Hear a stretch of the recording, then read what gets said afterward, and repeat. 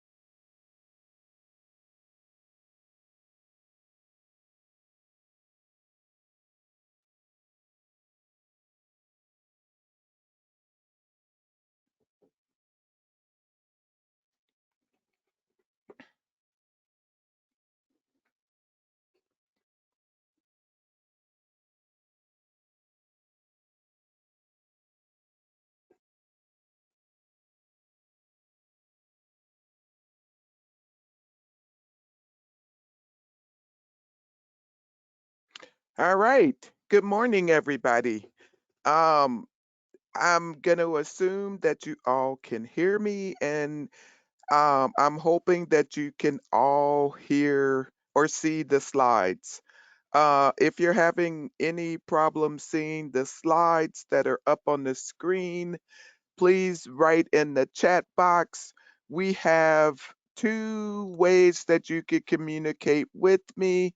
One is in the chat box, um, and the other is in the question box.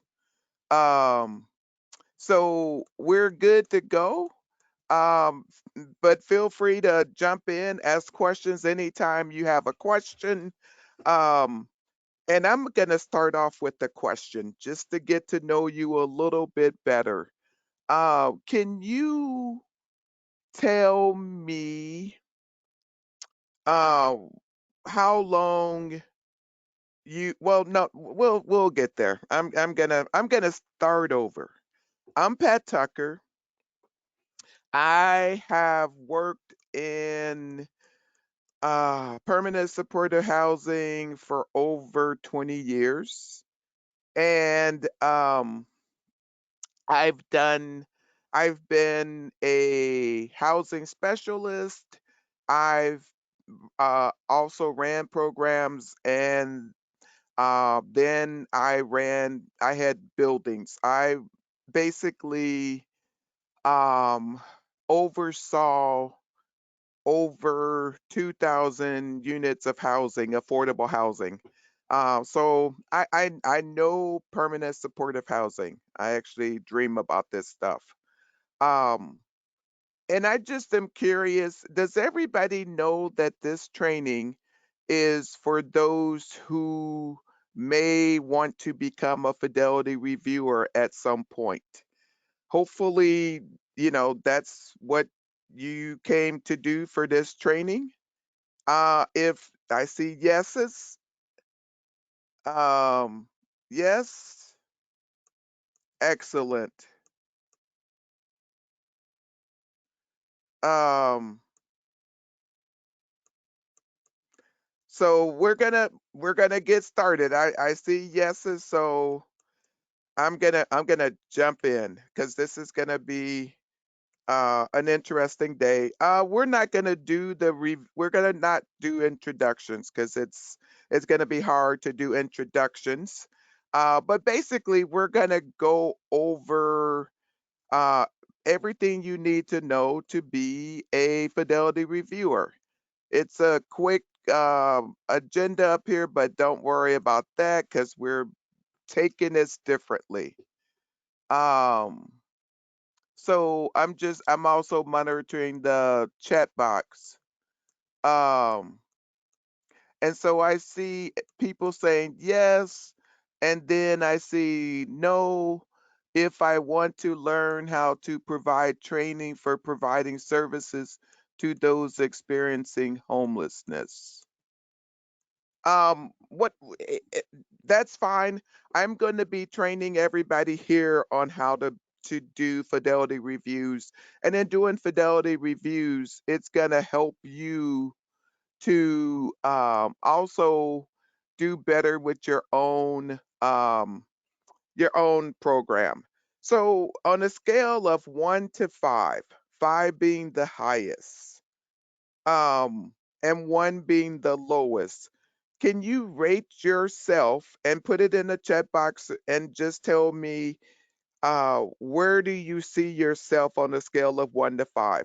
1 being you don't know much about the permanent supportive housing principles. 5 is you know everything or you know quite a bit. So I'm looking at the numbers and I'm seeing ones, twos, threes. I see a 5. Oh, good. We got a 5 in the house.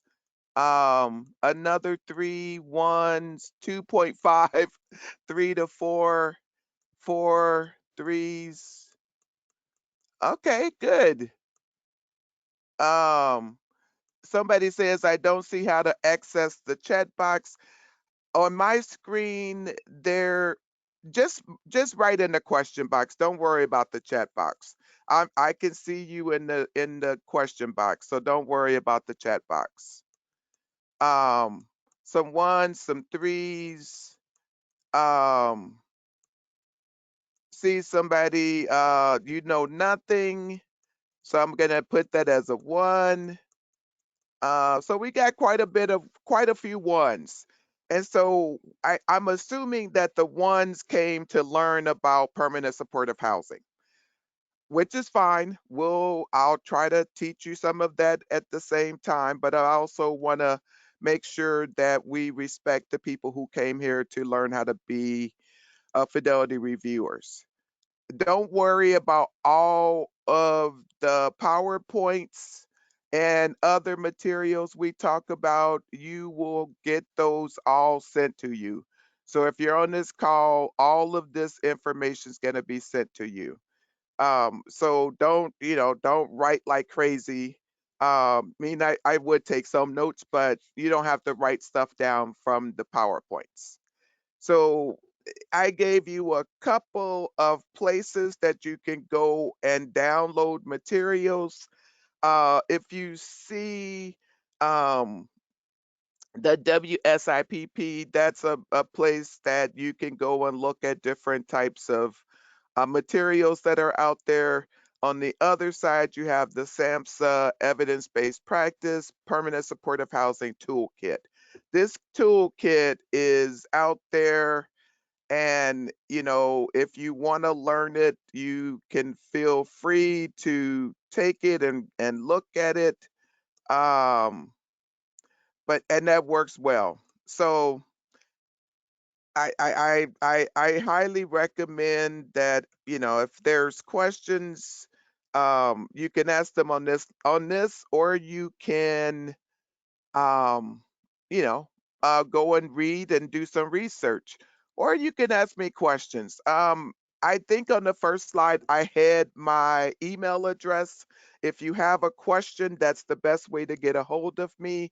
And when you get these slides, you will have my email address on there as well. All right. So, what is an evidence-based practice? Evidence-based practice is a model that has research to back it up.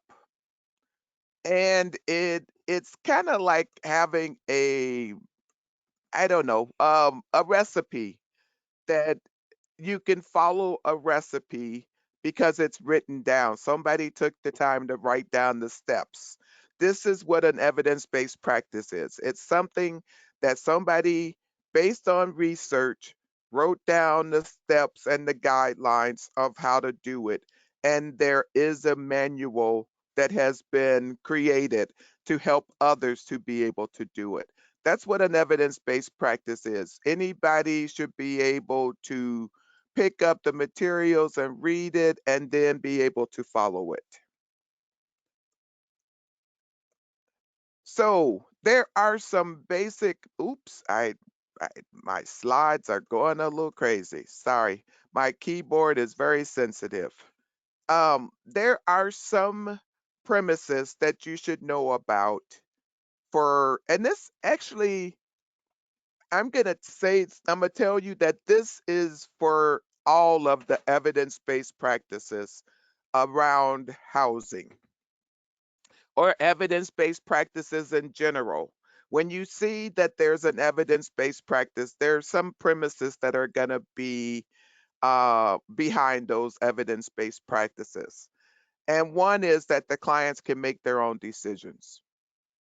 That's crucial. And most evidence based practices have that as one of their key premises. People can make their own decisions. Everybody we work with will make a decision, whether we want them to or not. People make their decisions. The one thing we know is that our job is not to make the decision. Our job is to give them information to help them in making their decision, unbiased information. Another thing that we know about evidence based practices is that it requires partnerships. You can't do it by yourself. Um, and we want to treat the whole client, not just the part of the client. And what I mean by that is if you're the person or the people who are doing the housing and this person is seeing a therapist and also is going to see a doctor for physical health issues. All of those things can impact housing, correct? So, if all of those things can impact housing, if you're doing housing, you need to know about not everything that's going on, but you need to have a general idea. So you need to if the person has to go into the hospital for a long period of time, that could affect housing. Or if the person becomes so disabled that they can't do all of the work in their housing on their own, that's going to impact their housing. So we need to have these partnerships to make sure that we're treating the whole person. Clients need unbiased info from staff to make their own decisions. Our jobs as staff is not to make the decisions for people. It's to give them unbiased information and let them make their own decision. Um, I know a lot of times we in this field think that we know what's right for people, and there's nothing to say that we don't have that um, information, but it doesn't matter what we think is right for somebody, it's what they think is right for them. Um, and we need to respect that. We need to make sure that we're not putting people in a position where they don't get a say in their life. Um, I apologize. I did it again. Our role is to support the client in the journey. I know you've heard this before, but they drive the bus. We are a passenger. And sometimes when you have somebody driving, they it might be a safe trip. It might be a trip that's really interesting where um they're driving all over the place. But basically, our job is to let them drive the bus. And we are there as a passenger, giving them, we're like the GPS saying, well, if you go this way, but with the GPS, one of the things that I found out is it's very much like what a housing specialist should be. When I make a wrong turn or I don't listen to my GPS in my vehicle, it gives me another route. It doesn't say you screwed up and how do you really want this? It basically gives me another route and it keeps giving me another route every time I make a mistake. I don't get punished for making a mistake. I can just go back and if I follow the directions or if I take the information that the GPS is giving me, I will eventually get to my destination. The other thing is that we need to make sure that each client has their own individualized plan. Not all clients are the same. Not all clients want the same thing. Not all clients have the same goals. Um, and it's important that we realize that and we acknowledge it. Sometimes it's hard because we want to make our jobs easier. Um, and that's not always possible. Some of the key elements of permanent supportive housing. And so you're going to see PSH all over the place. When you see PSH, it's permanent supportive housing. The tenants have to have a lease in their name. And it just has to be a regular lease. The lease is not, the lease should not have any special provisions in it. A lease should look like any lease that we would get if we went and got housing in the community. basically telling us what our rights are and what we need to do. If leases have things in it such as you can't have visitors, um, you can't have overnight visitors, all visitors have to be approved. That's more, those are special provisions, and that's different than a regular lease. Um, we're looking for regular leases. That doesn't mean that some people will not have special leases, because some people may decide to go into special housing. But our job is to make sure as much as possible that people have a regular lease. The supportive services.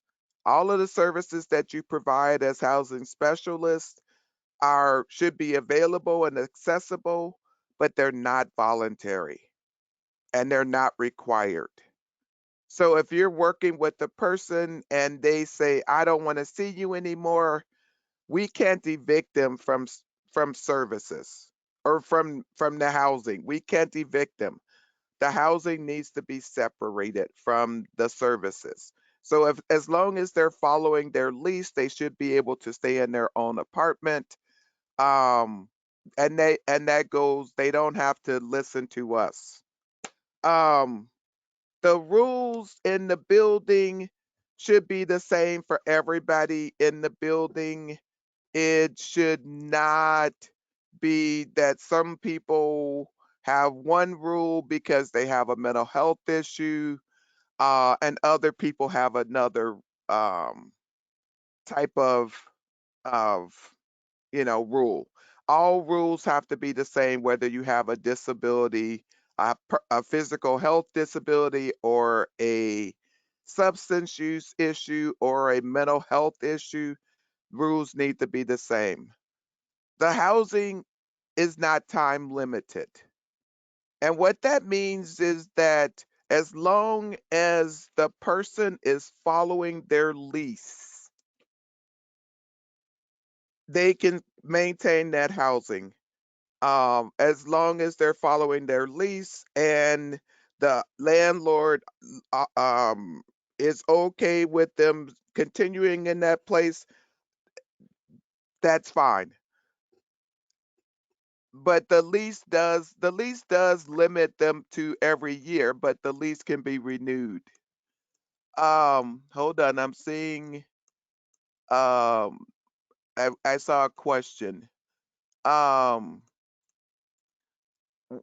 what about fundings that are attached to services and are time limited? The services can be time limited, but when you find somebody housing, that housing should be, the only limit in that housing is the lease. So the services might be time limited, but the lease should be based on, people following the lease. And people should, if they're doing everything in a building or in their apartment, they should be able to keep their apartment. So the services can go away. Um,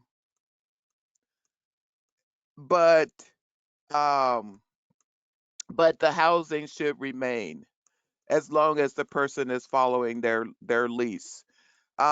We receive bridge funding that requires service participation. If you have bridge funding that requires the person to participate in the services, they need to know that up front. And if they decide that they do not want that, um, then they can't get that bridge funding. That's just the reality. So we just need to explain to people up front that we have some bridge funding that can support you. If you want that, that's great, but along with that bridge funding is that you have to work with services. And then if a person says, "No, I don't want that," then we work with them to find housing without the bridge subsidy. How do I support the client when they haven't followed the lease and need to need to be evicted? One of the things that we do with people is um, if if they're not following the lease, our job is to try to work with them to understand what it is that they need to do to maintain their housing. If they are not doing that, we need to be asking them what's going on, trying to figure out why it's not working out for them. Is this the wrong type of housing? Is this the wrong place? Um, and one of the things that we should be doing is trying to work with the landlord and prevent the person from being evicted. We should be trying to go in to get the tenant to move out if they're on the verge of being evicted.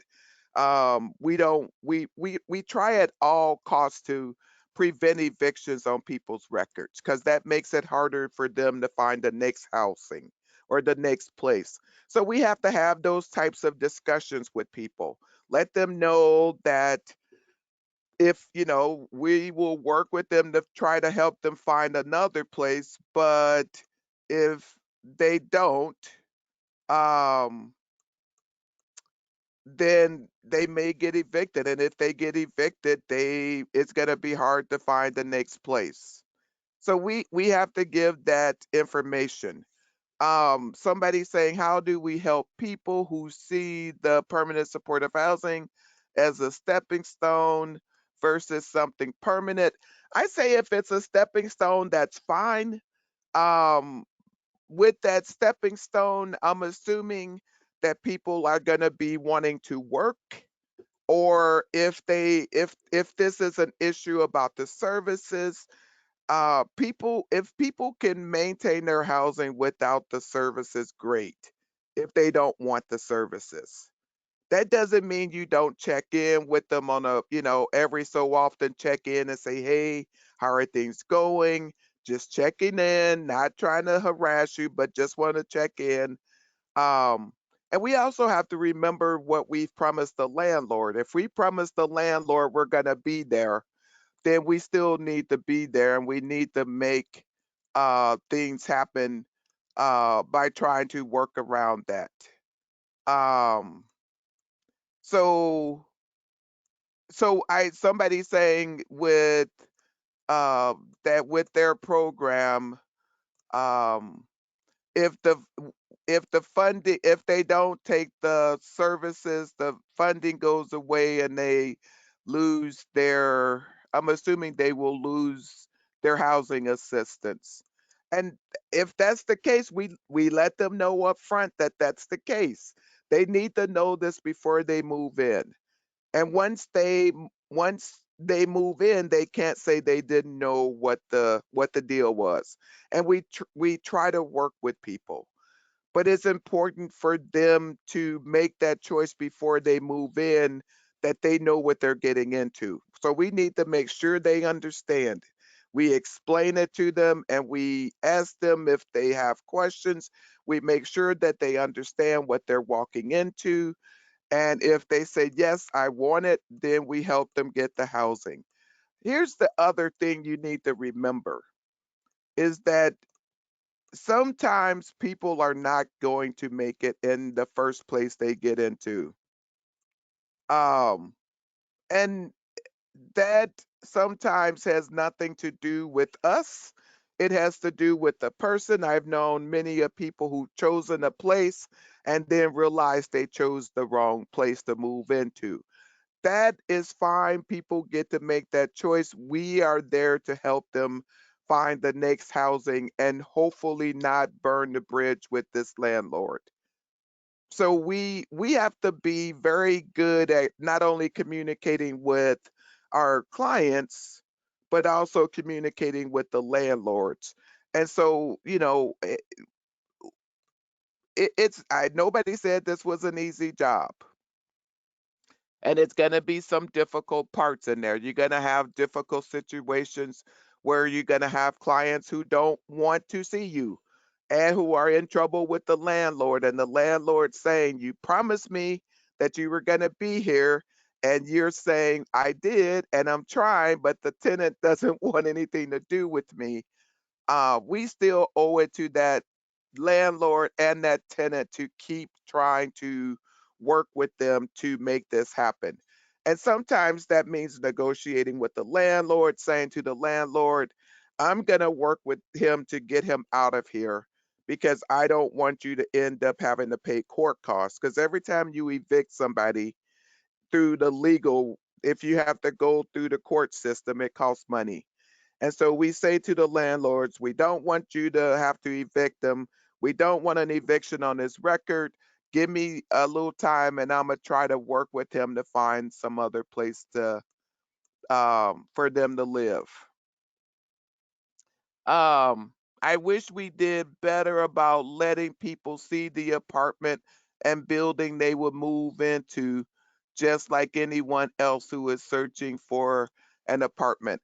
Ideally, that's what we should be doing. If we can't let people see the apartment or the building, maybe what we can do, especially in this virtual world where, it's not always possible, having pictures or a video of the place is the next best thing to actually seeing the apartment and the building. Um, and that's, if we have to go out and take pictures, or maybe sometimes if you talk to the landlord, they have pictures. But we need to make sure we're treating this person like they would, like anybody who would be looking at an apartment. If nobody wants to move into an apartment sight unseen and then be stuck in that apartment. Um, so it's our job to try to figure out creative ways to make sure people get to see the information or get that information. We also want the housing to be integrated. And that means that we don't want to create places where everybody in the building has an issue, because that makes it very difficult for people to get better when everybody around them is struggling. And we want to mix them into the community so that way, there's some community pressure. Um, the main argument I have gotten is HIPAA, because they are seen as clients versus tenants. I'm not sure what that's in response to. Is that in response to not seeing the place? If that's the case, then maybe we need other landlords to work with, or we need to explain that to the landlord that these are not, yes, they're our clients, but they're going to be their tenants, and they deserve um the same um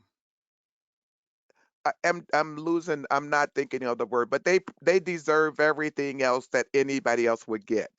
And so we need to really, yes, to a market rate um person, we need to make sure they understand this person will be paying rent and this person will be living there.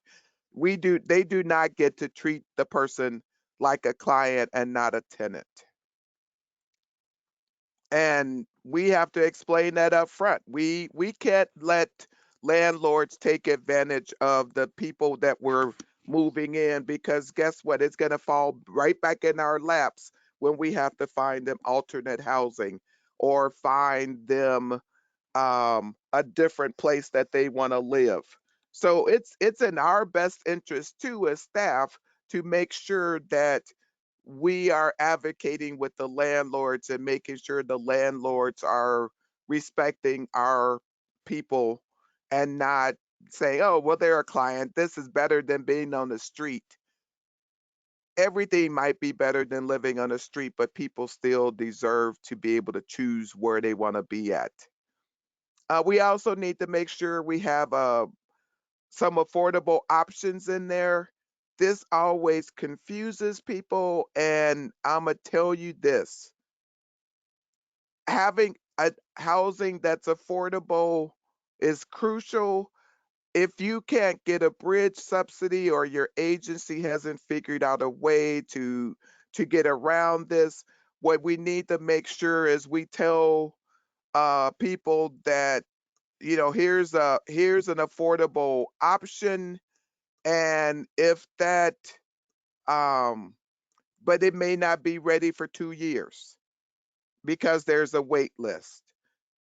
We still need to explain that to the client, and if the wait list is open, we put them on the wait list, or we help them get on the wait list, and then we come up with the alternate plan with that client until they can move into this affordable unit. um but we at least have to put one on the table. It doesn't mean that it has to be available at that moment. Somebody wrote, we have 12 written MOUs with landlords in our community, as well as with both of our PSHs. It really works. The MOUs work great. A lot of agencies who've done it love them. And for those of you who don't understand what an MOU is, it's a memorandum of understanding. It just stipulates how this partnership is going to work together. So it's a document that says, here's what we're going to do, and here's what you're going to do, and this is how this partnership is going to work. And so if there's ever any issues with the partnerships, you can always go back to that document to clear things up. Uh, Tenants need to have a choice about the supports that they get, how often they get it, um, and we need to make sure we're giving them that option. Um, I know a lot of times that, some people move in and don't want to see us anymore as because they have their housing. But what we need, this becomes on staff to make sure that we're offering services that this person identified early on that they needed. So if they in the beginning said, I need housing, I need to get some type of income, um, then once we get the housing, we're working with them on the income. We're working with them on things they want to work with. We have to be making sure that we are trying to remember what it is that they wanted to work on and work with them. Um, Hold on, I'm looking. I see some more questions. Um, would you consider an emergency? What would you consider an emergency? We have 24-hour emergency line for the landlords, but are trying to give guidelines for emergency communication. Um, I would think an emergency for a landlord, a- an emergency for a landlord would be where the landlord, something happens in the building in the middle of the night. Say your tenant starts yelling and screaming, or hearing voices, or starts acting out. That would be something you would want the landlord to contact the staff about. If there's some building damage in the middle of the night, and they're trying to help people find alternate housing, that would be something you would want to know about. The things you would want to know about in the middle of the night or on the weekend are issues that can't wait till the next day, that are going to affect the person. If somebody's screaming and yelling, we want to know about that because it may be a mental health issue that we can go and help the person address and help the person get some services. Um, so I think it's important that you do need to set up some guidelines for the landlords to know when to contact you. Um, oh, the emergency calls for lockouts. Yes, emergency calls for lockouts.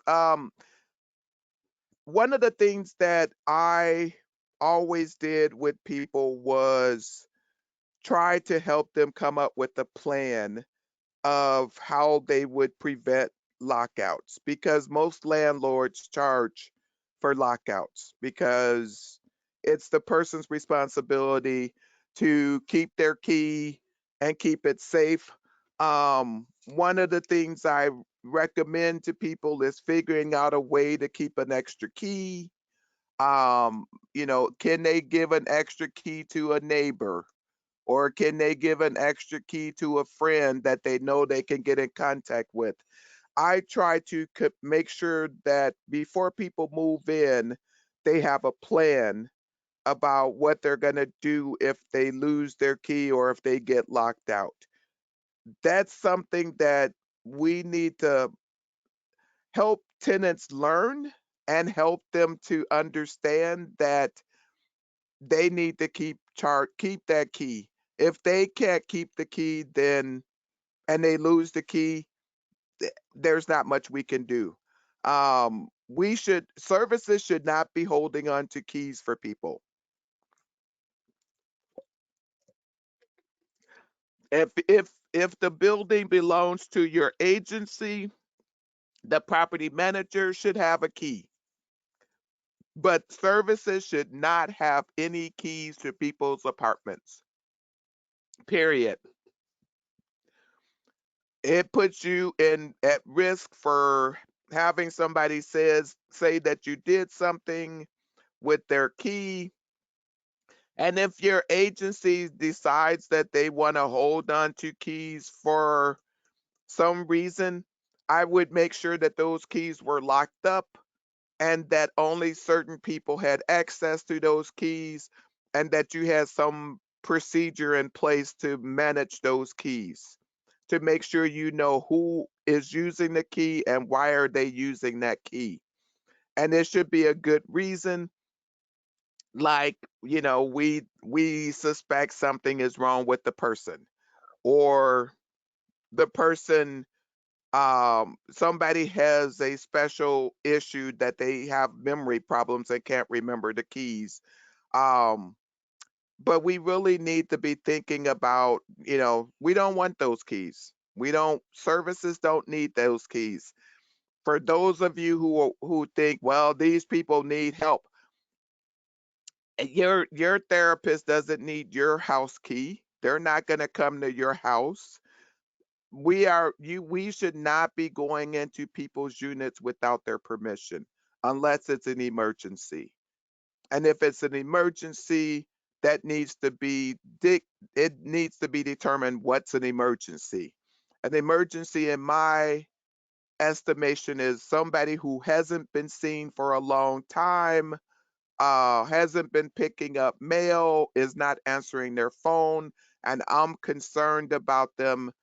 And if I were doing this, what I would do is get in contact with the landlord, explain that I'm worried and that I want to get into this person's unit. Can they go with me and let me look in the apartment to make sure that my client is okay? That way I'm protected, because when I go to that person's unit, the landlord's going with me. They're opening the door. I have somebody to show that, why we did this. And then if the person's not there, then fine, I leave a note to say, worried about you, give me a call. Um, and that's it. That's all I can do, and if this person doesn't show up, eventually I need to follow whatever plan I've made with that client about how we deal with emergencies or deal with when there's an issue about they're not around. All right. Um, and here's another thing that I think is important to know, to be aware of. Um, we need to make sure that the property management is doing the property management job and the service people are doing the service job. And this really makes a difference when your agency owns the housing. If your agency owns the housing, you don't want the service person to be collecting rent and getting, having copies of people's keys. That should be a property management issue. Um, and that's somebody saying that, they work at a place where they own the housing and they have keys to people's housing, um, and that, they don't let the tenants make a copy to give to somebody else. So that's how your program is set up, and that's fine. But what you need to make sure is that people know that up front before moving into your program housing. Again, it's just letting people know up front what they're walking into so that they're not surprised, and they can say, okay, this is what I want. Or they can say, no, I don't really want this. This is not the type of housing I want. Another thing we need to make sure of is that everything we do is person centered. And I hear a lot of people saying, oh, yeah, we're person centered.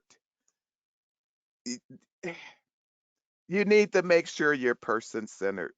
You need to make sure that you know about that person you're working with. You need to be able to identify some of their strengths. What are that? Um, we need to be able to identify when what people's challenges are. What are their preferences? We need to make sure we're educating them about their housing options so we can, they can have an informed choice. We also need to make sure we have ways to get into accessing programs that this person may want or need, um, to move forward in life.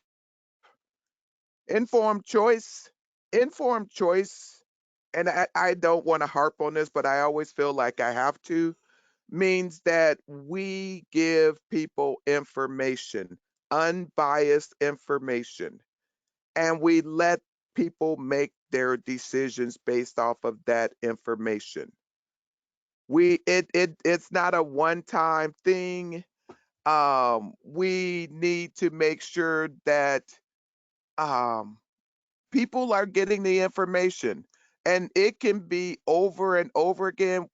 I Is the face-to-face interview allowed to be done over the phone or through Zoom type of platform? Absolutely. In this in the era of COVID, you can do these things um over the phone or via Zoom, um and that's perfectly fine. The other thing you may want to do, since we're in a virtual environment, when you're giving people information, if you have a ton of information to give people, you may want to also give people something in writing so they can follow along with it. Um, but there's a lot of information that we give people, and we a lot of times it's just too much for people to understand at one time. And we also need to remember that sometimes the people we're working with don't read or don't know how to read and write well.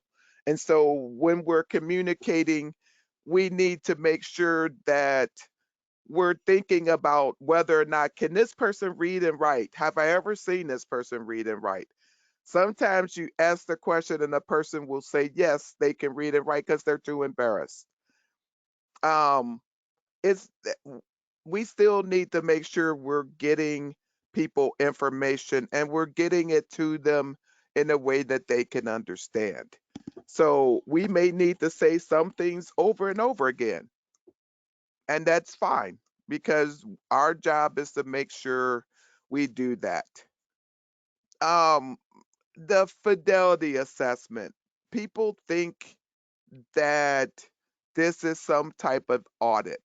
A fidelity assessment is different than an audit. A fidelity assessment is just looking at how well are you following that recipe? What are some of the things you can do differently to follow the recipe better? If you're following the recipe to the best of your abilities, then we know your outcomes are going to be good, and we know that your program's going to be in good shape. But we have to take a look at programs to make sure that they're understand and are following the recipe. And the reason we do the fidelity assessments is because if we didn't, some people would say they're doing it and it may not be getting done. So if you don't measure stuff, it doesn't happen. So we do the fidelity assessments to let people know where they're at, and what they can improve on. Um, but it's really not about an audit. It's not a got you. It's not a, oh my goodness, you don't understand. We're going to write this down and take away your funding. The job of the fidelity assessment is to look at what you're dealing with and to say, okay, we see what you're doing, and you're doing some things great, and here are some things that need work. Maybe it's your staffing. Maybe your staff need more training. Maybe your paperwork, you're missing a couple of key pieces of paperwork that will make things a lot clearer.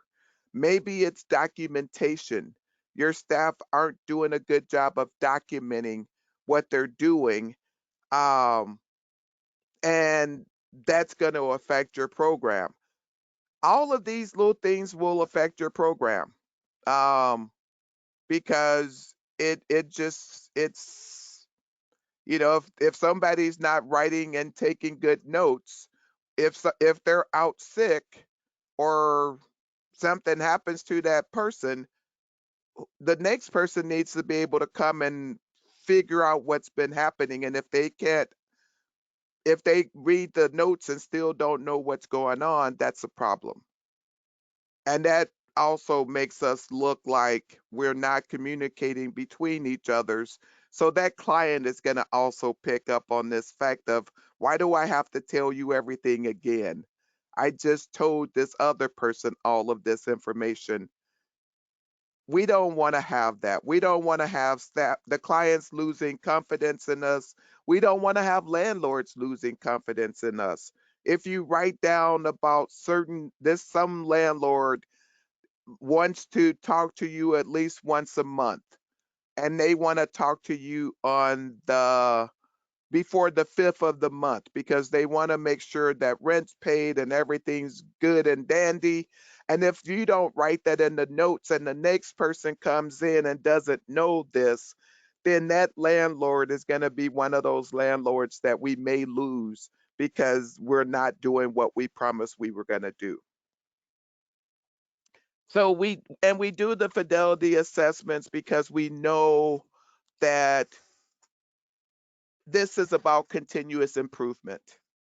This is about, we want to keep looking at our programs and making sure that we're doing the best work that we can do, that we're taking into consideration any new changes into systems.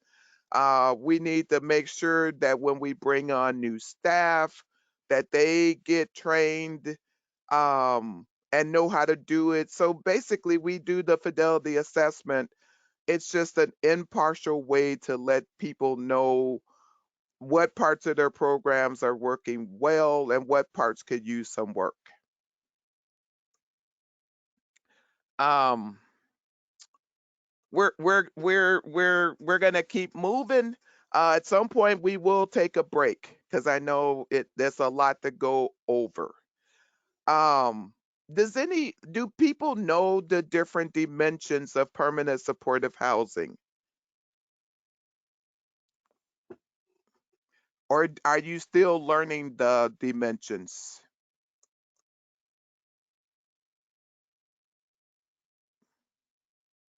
Still learning? Would love an overview. Still learning. Okay. All right. Choice. choice, that somebody got choice, that's good. That is one of the dimensions. Um, so everybody remembers choice. I like that. The golden thread, yeah, that's a part of actually a part of your funding is the golden thread. But good answer. We're gonna go through the dimensions because it's important. You have the affordability, yes, that is one. Um, it's important to know w- all the dimensions. And we're going to go through them to make sure that you integration, absolutely. So here are the 7 dimensions: choice of housing, separation of housing and services, decent, safe, and affordable housing, housing integration, rights of tenancy, access to housing, and flexible voluntary services. Which one of these 7 dimensions do you think is the most difficult dimension for your agency or for you personally?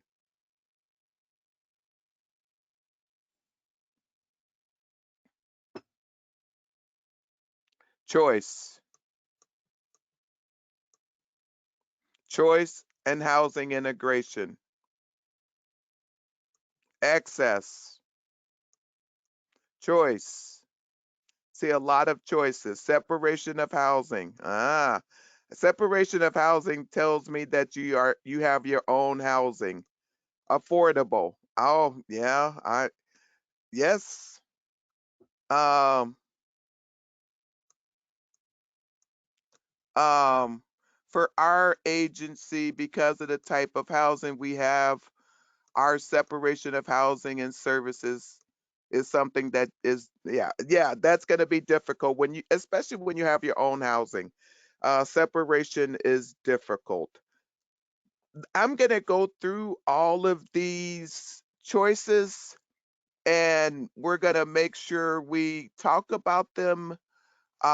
You need to understand all of them well.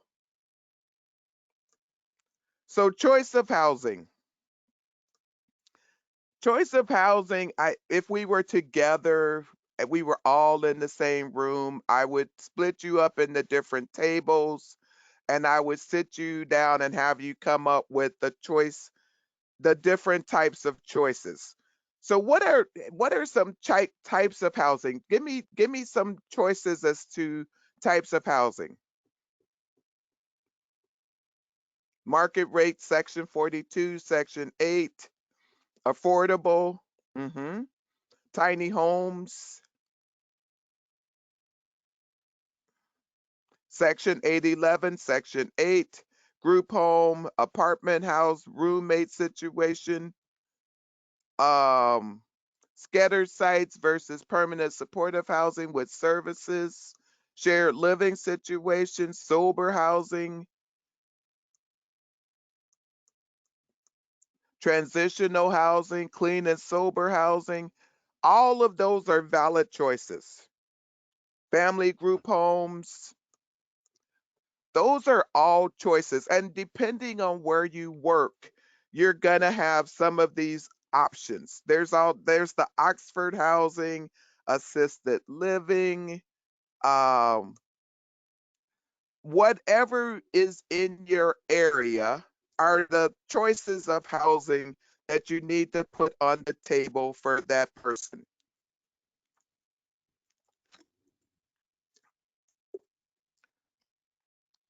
So it's important that senior housing, absolutely. We need to put all of the choices on the table and talk about the pros and cons. So senior housing would not be on the list unless you're working with the senior, right?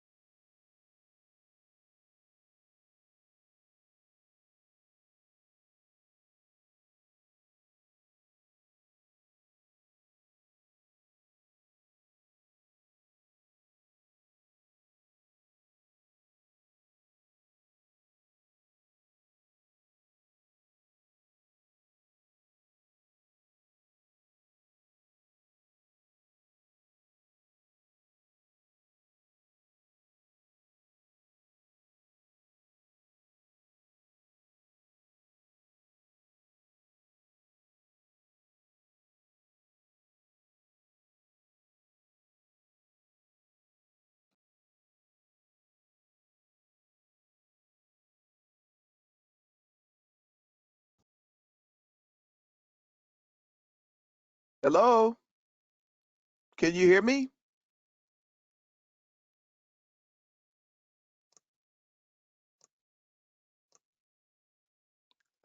Oh, you can hear me now? Okay, great.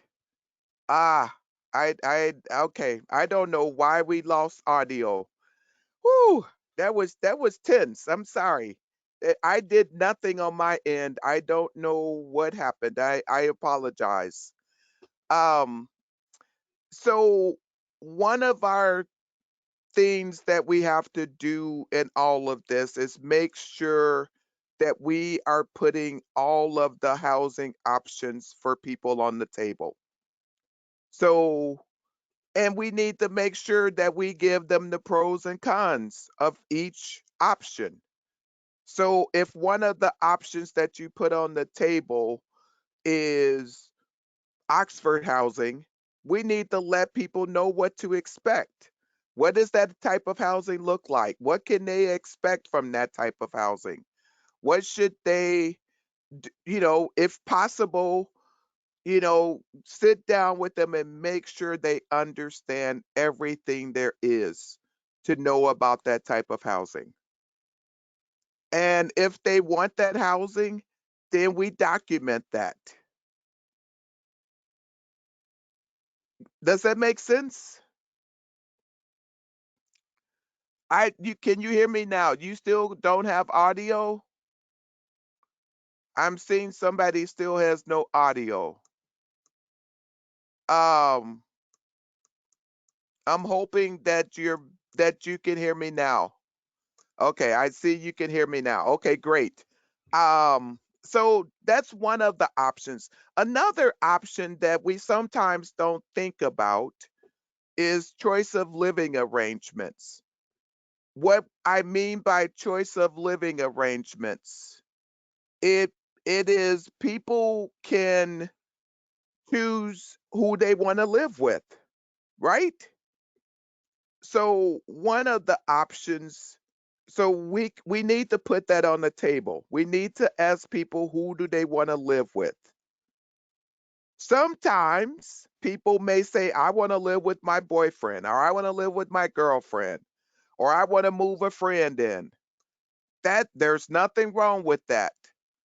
But that's going to affect some of their choices of housing, right? So we need to make sure when we put that option on the table, if they say I want to live with my boyfriend, but they also want affordable housing, we need to make sure that we say we let them know what does this mean for your affordable housing.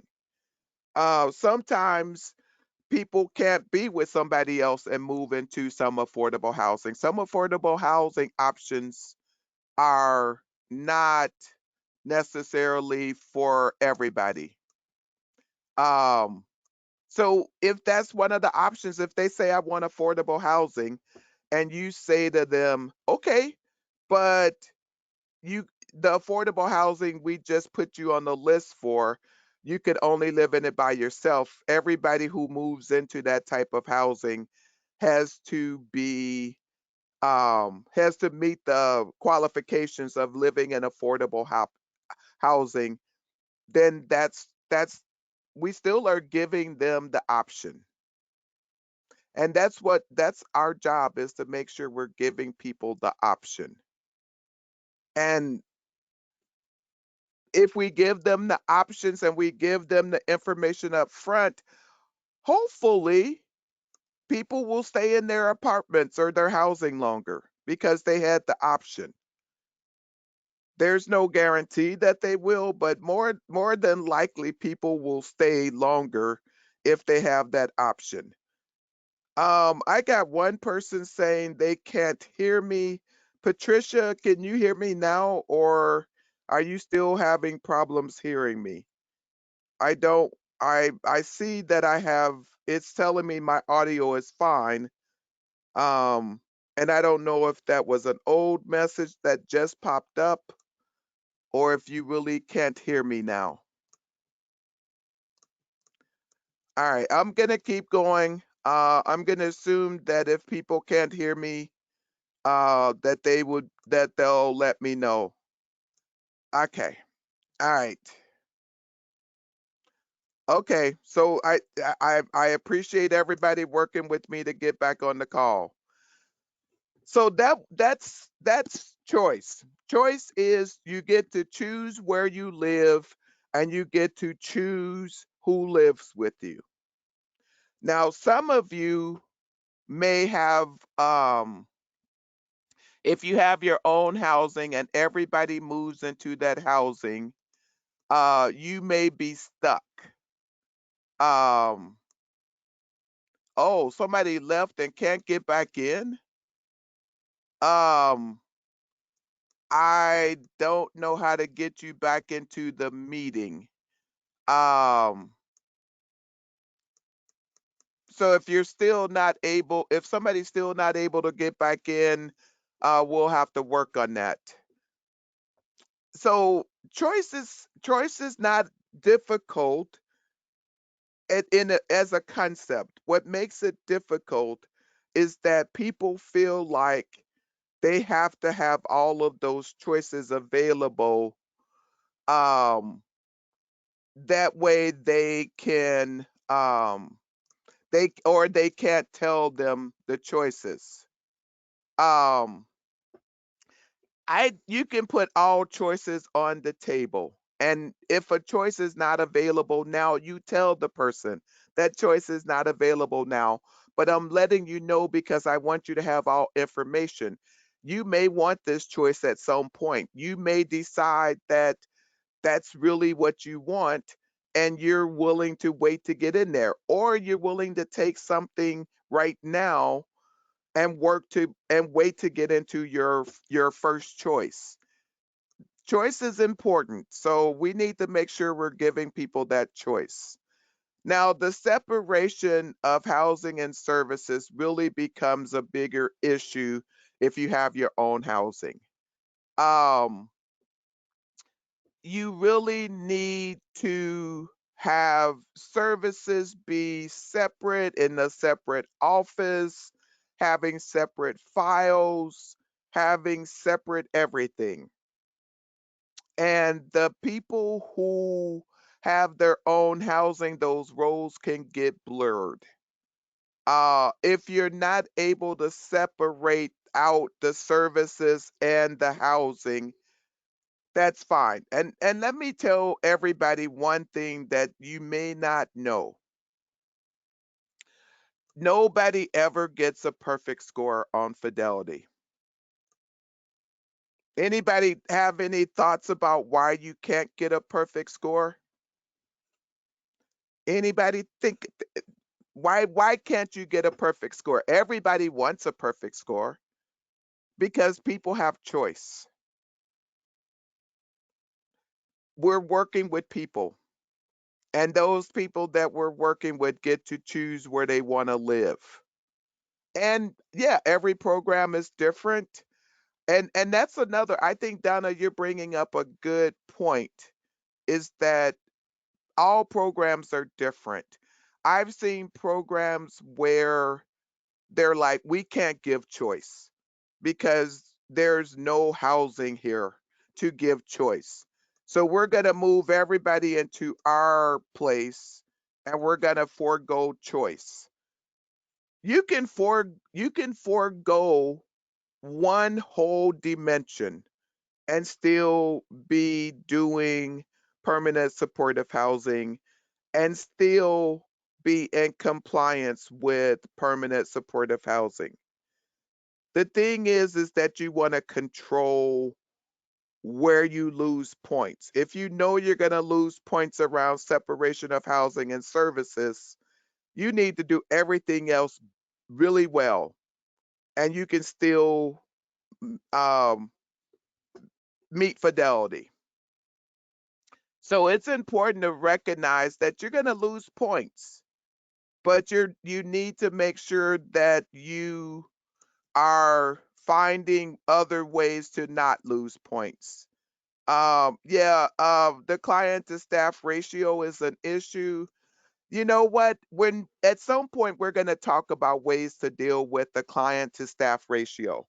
because there are things that you can do to make that work for you. And so that that you're not totally so out of whack with that it makes you lose more points. Um, there are ways to deal with a lot of this. I think the thing is when you're doing this, you need to understand what you're doing and why you're doing it. Um, so this is separation. Like I said, it's only an issue when you have your own properties. If you are working with private landlords, there will not be any issue with separation of housing and services.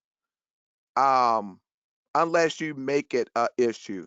Unless you start copying everybody's keys and keeping those keys in your possession, that's when that will become a problem. But otherwise, working with private landlords, you're not going to have any issues because landlords will do their job and services you have to do yours. Um, so remind me later that I don't think I'm going to forget it, but we'll talk about how to make the caseload sizes work for you. So safe, decent, and affordable is another dimension.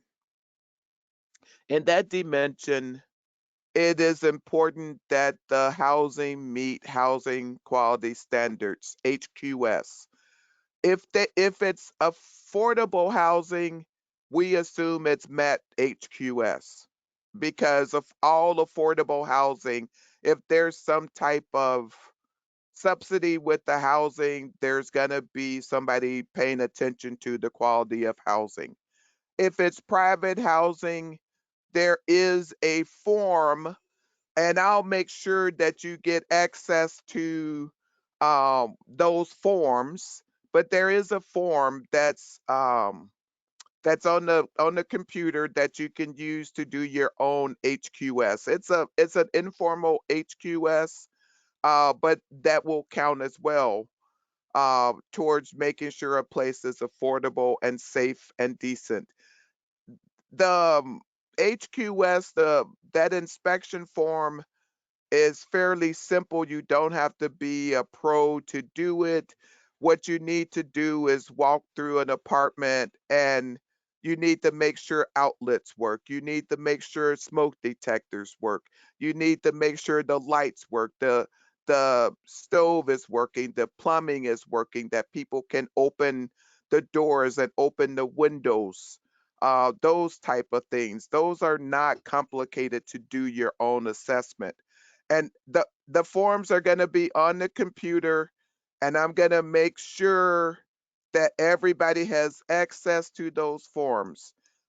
We will need to get you special permission, um, but it's a form that um, is helpful, and it should be on everybody. Everybody should have one. You should keep a copy of the forms if you can get them. If it's subsidized housing, we're not going to necessarily be looking for these forms because we know if it's subsidized housing, especially with HUD, that the units have been inspected. Um, if it's not subsidized housing, you should keep a copy of a form in everybody's file. And these forms will let you know, um, will let the person who's reviewing it know that somebody has gone through and made sure that this apartment is safe and decent. That makes sense. So you know you need to keep those forms. I usually put a copy of the form in the file because that way when somebody's looking at that file, it's easy to see that form right there. They don't have to look for it. The integration piece is important. We know that people who are integrated into a community are going to do better. We're also trying to avoid stigma when people are all in the same building. That building gets a bad reputation. Everybody looks at that building and looks at people who walk out of that building and think that they have issues and, stay away from that building. We don't want that. And we want to make sure that when you integrate people into the community, a lot of people do better because they they they can form natural supports, and they can also work with people who are different, have different issues than they do. Everybody has issues. We all have them. We just have different issues.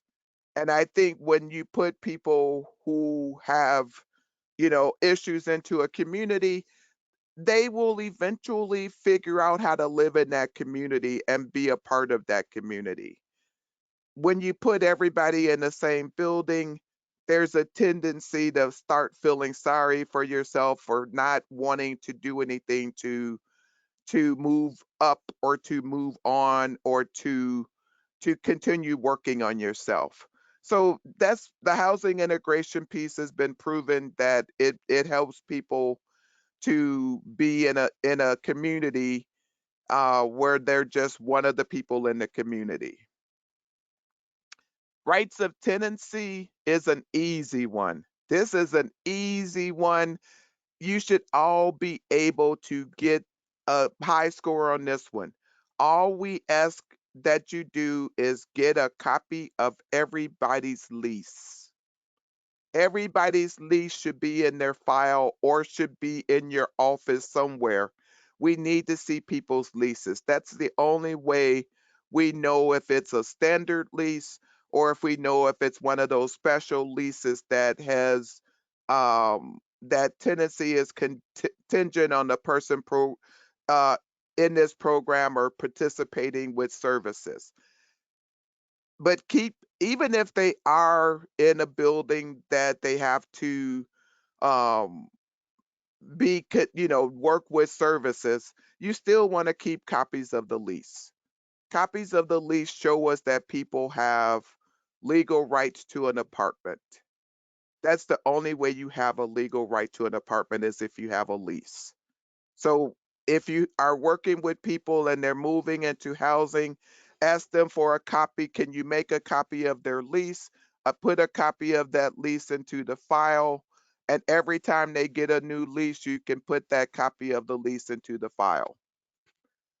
And that's rights of tenancy. See, that one was easy. Um, Access to housing. This one is a little tricky because this one is saying that everybody who wants housing, all they have to do is say, I want housing, and they should be referred to your program. So I'm assuming that a lot of you get referrals to your program, right? You get referrals to people who want to live, who want housing. What we need to make sure is that if you're getting referrals from within your agency or if you're getting referrals from outside of your agency, everybody who's referring to your agency needs to just do a referral. If the person says, I want housing, your referring agency should refer the person over to your agency.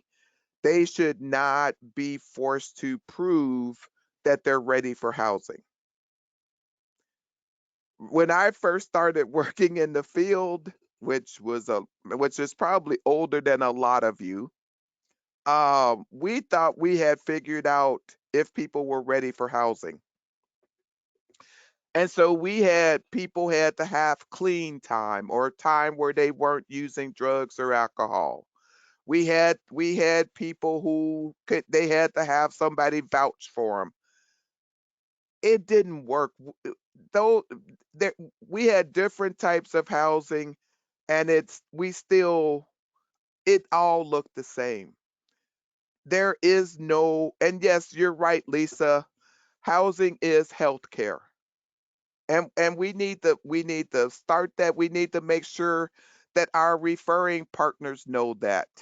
Our referring partners should not be making choices. I've been to many a agency to do a fidelity review, and the referring people, even within your own agency, are not referring everybody to you who says they want housing. Sometimes the agency, the clinician or the doctor is making a decision about whether or not they think this person is ready for housing. If that's happening, that's going to affect your score, even if you're not the person who's doing it. But because your job is to educate everybody who's doing referrals to your program on the fact that there are no readiness requirements. People, all they have to say is, I want housing, and people should be able to get into your program. So you need to make sure that whoever refers to you knows this, whether it's internal referrals or external referrals. Your job is to let them know. Just send them to us. You don't get to make a decision. If the person says I want housing, refer them to our program. We know that people get better once they get into housing. Like Lisa said, it's healthcare. When people move in, they after a while they can start to focus on themselves. They can start to focus on some of the other goals that might have seemed really too big to try to accomplish. Um, the other part to access to housing is that people should have privacy of their unit. And this goes back to um, we shouldn't have keys to people's units. If we have keys, we should have some strict policies around when those keys can be used, but we should not be going into anybody's unit without their approval or without it being an emergency. Um, so I'm looking for somebody wrote something in the most of our permanent supportive housing has a criteria of being chronically homeless. HUD has a rule that 90 days in jail, hospitals, and treatment is considered housing, and often makes them lose their chronic homelessness. Um, that is so true. It is very true, and you have no control over that. If you have HUD housing, um, HUD is setting the rules, and that's not going to penalize you if it's the funder who's setting that type of rule. I know a lot of people who, have to deal with that. And what I usually say to people is when you get out of jail, if you don't have a place to go, you should go to a shelter and start using, or go to some type of program and start using that program to establish that you don't have housing. Um, but yeah, that's unfortunately that's one of the problems um, with our some of the rules that our funders have set forth is that it makes it so it's hard to work with certain people. But you can't do anything about that. But you need to control all the things you can control, which is any of your staff who are making referrals or any agencies who are making referrals to your program. Um, our services need to be flexible, voluntary services. So basically, people can choose what they want. Not everybody's going to want the same things from you. This can be as simple as if you're going to be visiting people and doing your going to people's apartments to see how they're doing. We need to work with the client to set up a time that works for that person. I've seen staff who are like, look, I like to get in, I like to do my visits to people's homes first thing in the morning. That might be fine if you're working with somebody who is a early morning person. But I know for me, if you come to my house before 7 in the morning, or even at 7 in the morning, you're probably not going to get let in. We need to make arrangements with the tenants or the clients to see what works for them. What's the best time for you if I visit you? Are there better times than others? Do you want to meet in person? Do you want to meet via phone? Do you want to meet via Zoom? I know nowadays it's hard to meet in person. Um, and if that's not an option, that's not an option. But options are maybe by phone or via Zoom. But we need to give people those options. We need to give them options as to how often do you want to meet with me? I've had some people say, I don't need you. And I said, okay, you don't need me. That's fine. Can can we set up something where we can just check in with each other so I can know that you're still doing okay? We sometimes have a once a month, check in. That's fine. That may change as well. I know some people who started off wanting to talk to me almost every day. And then something happens and they go, well, I only need to talk to you maybe once every couple of weeks. And then eventually they're like once a month. And then eventually they're like, I don't need you anymore. We need to make sure that our clients have those options to set the terms of how they want to work with you. If you have funding that doesn't allow that, then they need to know that. Another thing with the flexible voluntary services is the caseload size. Somebody brought up the caseload size. And so, one of the ways to deal with caseload size, there are some people on your caseload who are active. So, you need to have an active caseload. The people who are active are going to be the people you're seeing on a regular basis or you're talking to on a regular basis. There might be some people who are on your caseload, but you can't get a hold of. The thing that you do with the people who are on your caseload, who you can't either get a hold of, or they keep putting you off or not showing up when they're supposed to, you can put them on another wait list and or another list, and that could be your inactive caseload. That way you keep your active caseload for people who you're currently working with, and you don't have a bunch of people on your caseload who you're trying to chase around town. So it's important to manage your caseloads and manage your caseload sizes. A lot of times I've always had two caseloads. I have my active caseload and my inactive caseload. People on my active caseload can at points go to my inactive caseload, and people on my inactive caseload can move to my active caseload.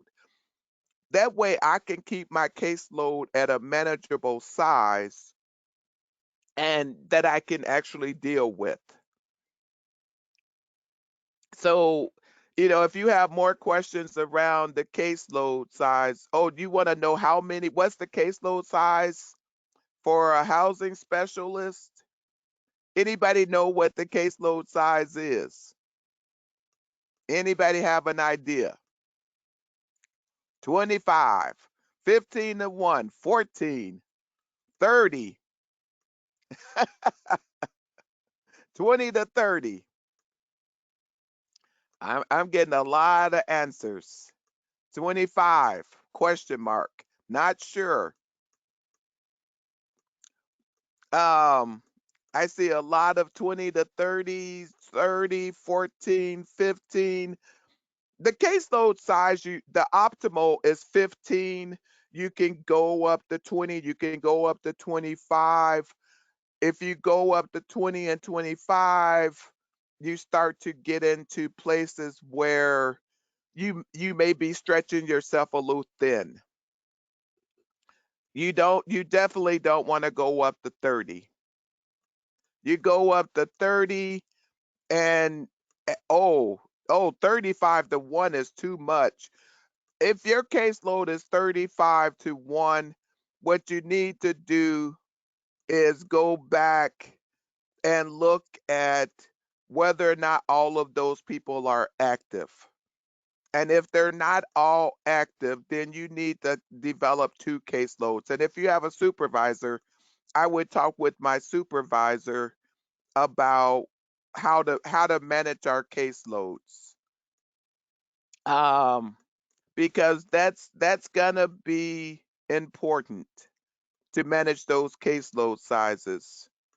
If your caseloads are too big, you do lose points on the fidelity. Because one of the things we know is this work is time intensive. And if your caseload sizes are too big, how can you actively work with all of those people and provide good services and also be flexible enough to do it?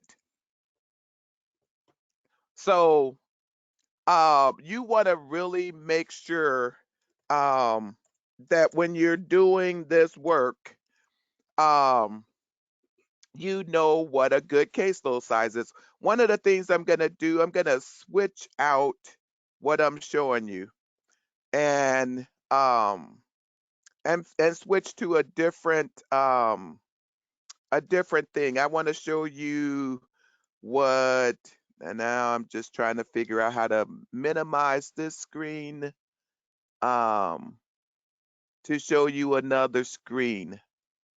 Um so hold on people, bear with me. Let me find um another thing to show you. Huh. Because I have another the scoring sheet that shows you how um how many people you can um how you do your scoring. I want to show you the scoring sheet because it's not a secret. The scoring sheet is out there for all of you to see. Oh, this is all of the slides. Oh, we don't want all of the slides. Um, so hold on. Let me see what I'm doing here. Um, let's see. Actually, what I'm gonna show it actually in a moment. I'm gonna go back to this and talk about the scoring, and then I'm gonna pull up this other form. So it in when you're doing the scoring, you want to make sure that yeah, I'm gonna pull up the template in a little bit. Um yeah, I'm gonna show you what the template looks like in a little bit. But what I wanted to do was to quickly talk about scoring. So in your scoring, you're gonna get a score from 1 to 4 on everything that we've talked about. So each dimension has parts of a dimension, and each one of those you can get a score of 1 to 4. A 1 means that it's not implemented. It means you're not doing it at all. A 4 means that you fully implemented it. Anything between a 1 and a 4 means you're partially implementing it. So when you get a 4, that's the best you can get and you are happy and you say, "Wow, we're doing this right. We don't need to make any changes to this."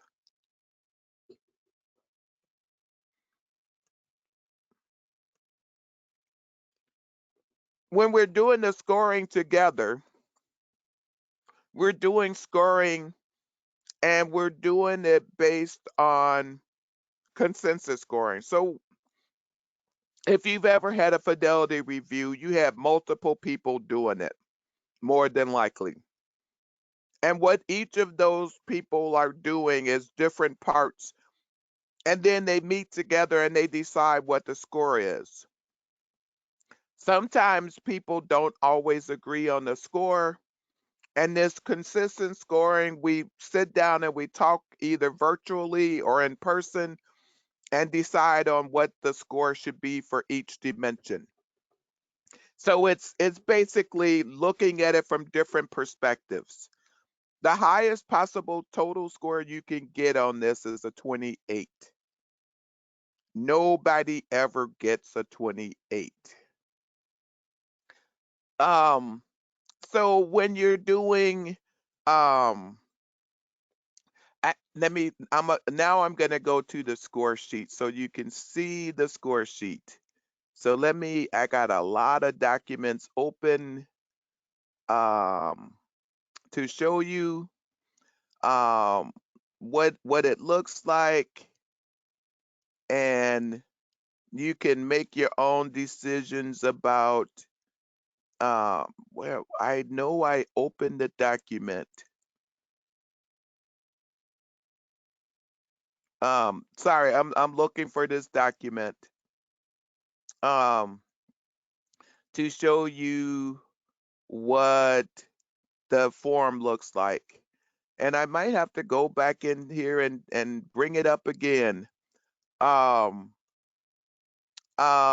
oh, okay. Um, I Let me just check one more place. And that way,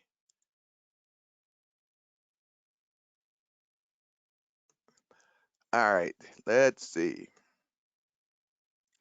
I have the score sheet right here.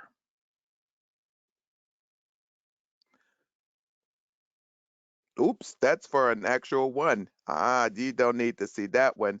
This, this, I don't know if all of you have this form.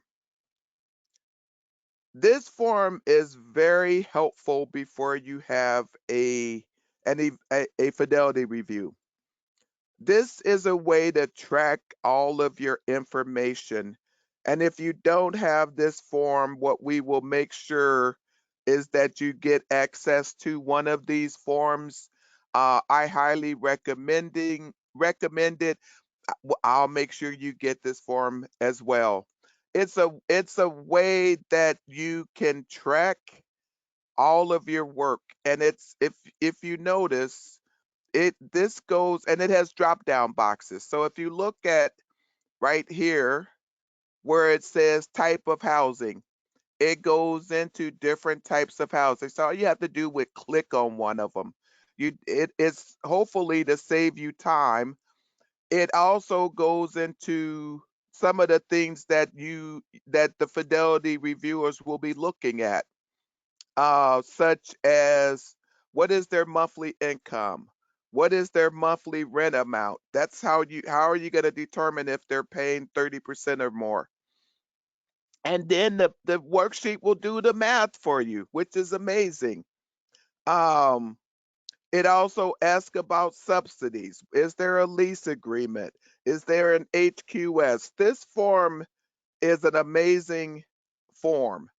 And if you don't have something like this, you need um, to look for something, or you need to take this form, which is going to be actually this form will be in that site that I was telling you about, um, where you can track this. And if some agencies, you might already have a way of tracking this. If you have a way of tracking it, fine. If you don't, you need to look at this to see if this is something that you can use. Is HMIS used for FCS, permanent supportive housing? Um, if your agency may be using that, but not because of FCS. If you're if you're using the HMIS system, it may be for different reasons. If somebody's paying more than 30% of their rent for income, that's going to affect your score. So, um, so wait, I'm trying to just read through. Um, can you send us an example of a supportive housing log sheet example with, oh yeah, this sheet, you're gonna get access to this. Um, and I appreciate you all giving me email addresses, but you'll get a copy of it. Um, if people are paying more than 30% of their income for rent, what that's going to do is affect your score. And it's not going to be well, let's just go look at how it's going to affect your score. This is the Fidelity score sheet.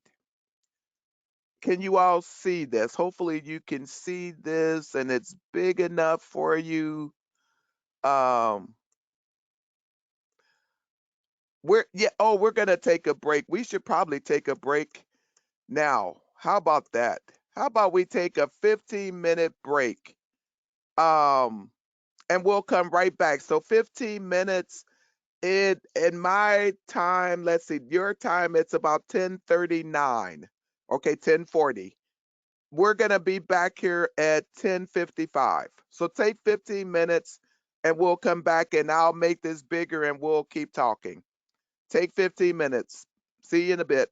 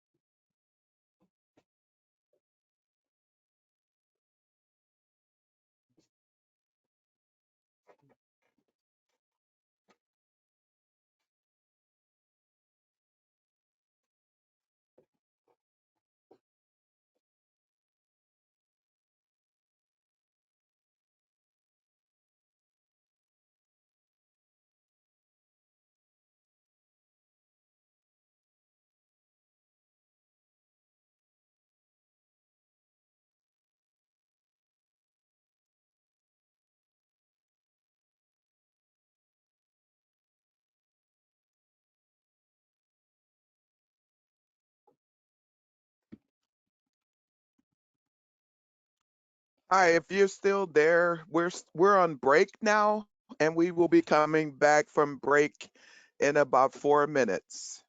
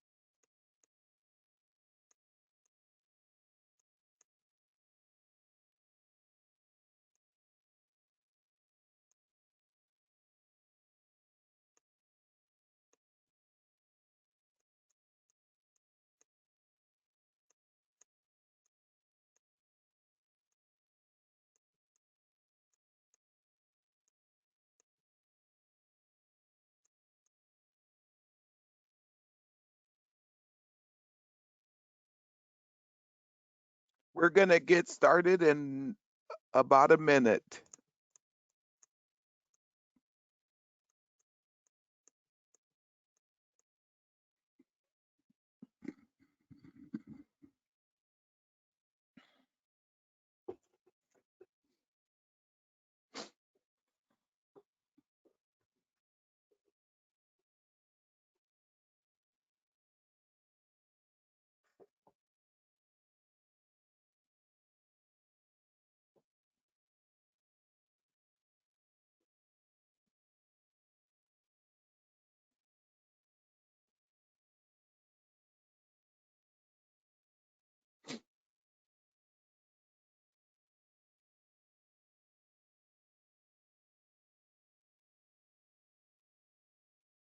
All right, it's time to get started again. So hopefully everybody's back from break. Hopefully you did what you needed to do. I do have a question that I wanted to answer. If you've assisted a client in employment and they are over the income for a permanent supportive housing unit, but they don't want to move, why would that affect the fidelity score? Well, that wouldn't necessarily affect the fidelity score if when they moved into that unit, they were at 30% of their income for rent, and that was documented. So it needs to be documented that what's the time at 10:55? Oh,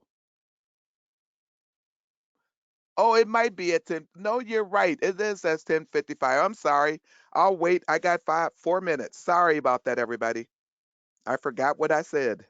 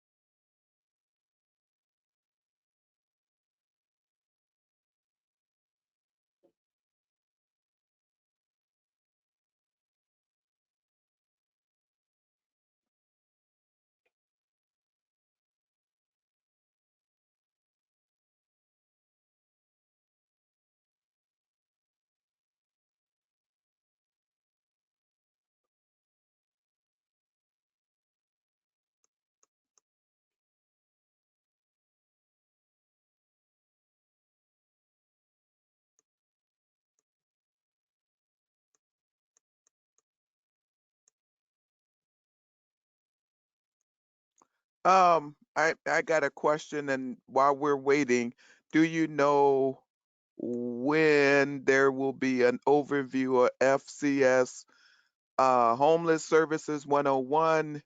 I do not. What you can do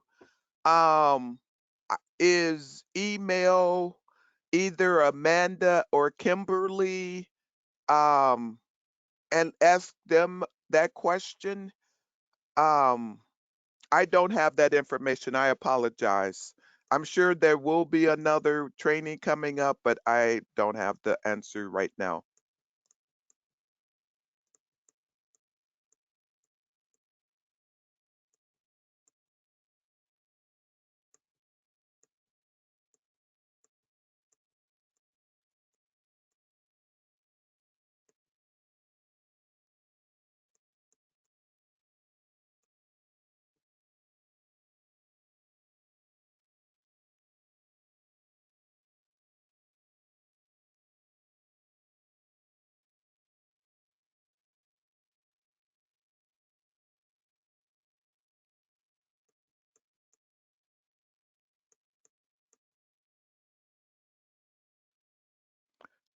All right. It is time to come back. I apologize that I came back a little early, but I didn't go over anything, so you didn't miss anything. Thank you for coming back. I'm going to answer this question that is in the question box. If you've assisted a client in employment and they are over the income for the permanent supportive housing unit, but they don't want to move, why would that affect the Fidelity score? That should not affect your Fidelity score. If when they moved into the unit, um, they were at the 30% mark or the 40% mark, that should be documented in the file, and that should protect you from being for being given a different score based on their income. But that needs to be documented. One of the things that I find in doing these fidelity reviews is that a lot of you are doing some great work, but you're not doing a great job at documentation. And we all remember about documentation, right? If it's not documented, it didn't happen. So the problem may be in the documentation. We need to make sure that you're documenting when the person moved in that they were at whatever percentage of income they were at, and then your file should show where you've helped them to find housing um or find a job, and now they're over the income limit, but they don't want to move. And remember, if here's the thing, everybody, if this is one person and your agency is working with 30 people or 60 people, one person's not going to affect your score that much. One person will affect your score if you only have, if in your entire agency you only have 15 people that are in the program. Then one person, yes, will make a big difference. But if there are multiple people, one person will not make that much of a difference. And you're going to see that when we talk about the Fidelity score sheet, which is up on the screen. Everybody can see that, right?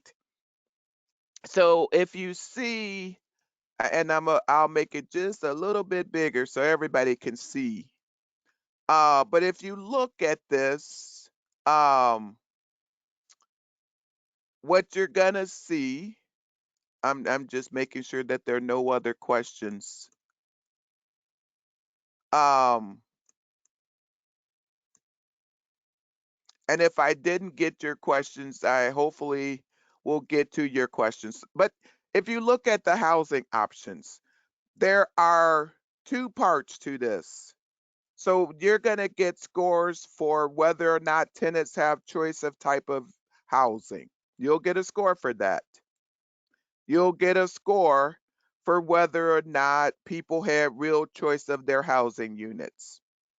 So, a lot of this will be in your files, will be from interviewing people. Um, but this information is going to be there. And can tenants wait without losing their place in line? What that is referring to is, say you offered somebody an apartment, or you said, here's a place that you can live. And they said, no, I don't want that. And you say, well, that's all we have right now. Um, you need to make sure that you keep working with that person to find them an option that works for them. If you stop working with that person, or you say, well, we're going to put you at the bottom of the list because that's all we have, and then you're going to get a lower score because you don't want to punish people for not picking the place that you want to put them. People get their choice. And so what you'll notice is, from in 1.1, there are three options. You get three different scores. And what will happen is all three of those scores will be added up together. And then you will also look at the choice of living arrangements. Remember, that's where you have a choice of who lives with you. So you add all four of those items up together. Now remember, the highest score can only be a 4. So you add all of those up together, and then you take an average by dividing it by 4, and you get an average score. It's really easy if you get all 4s or all 3s or all 2s or all 1s. Well, you probably would get, you know, but usually people get somewhere between a 1 and a 4. But if you got all 4s, you add it all up together and divide it by 4, you got a 4 for that dimension. Most times I see scores like 3.25 or 3.33, whatever. Those are basically, you may have gotten a little lower score, but 3 point something is still a good score. And it shows that you're giving choice. In separation of housing and services, it's fairly simple as to the how you get scored. If housing management role, if is there a housing management role in service provision? That means, is your property manager doing service provision? Are they providing services to the tenants in the building? If they are, you're not going to get a good score on that. Do the service staff are they involved in the property management?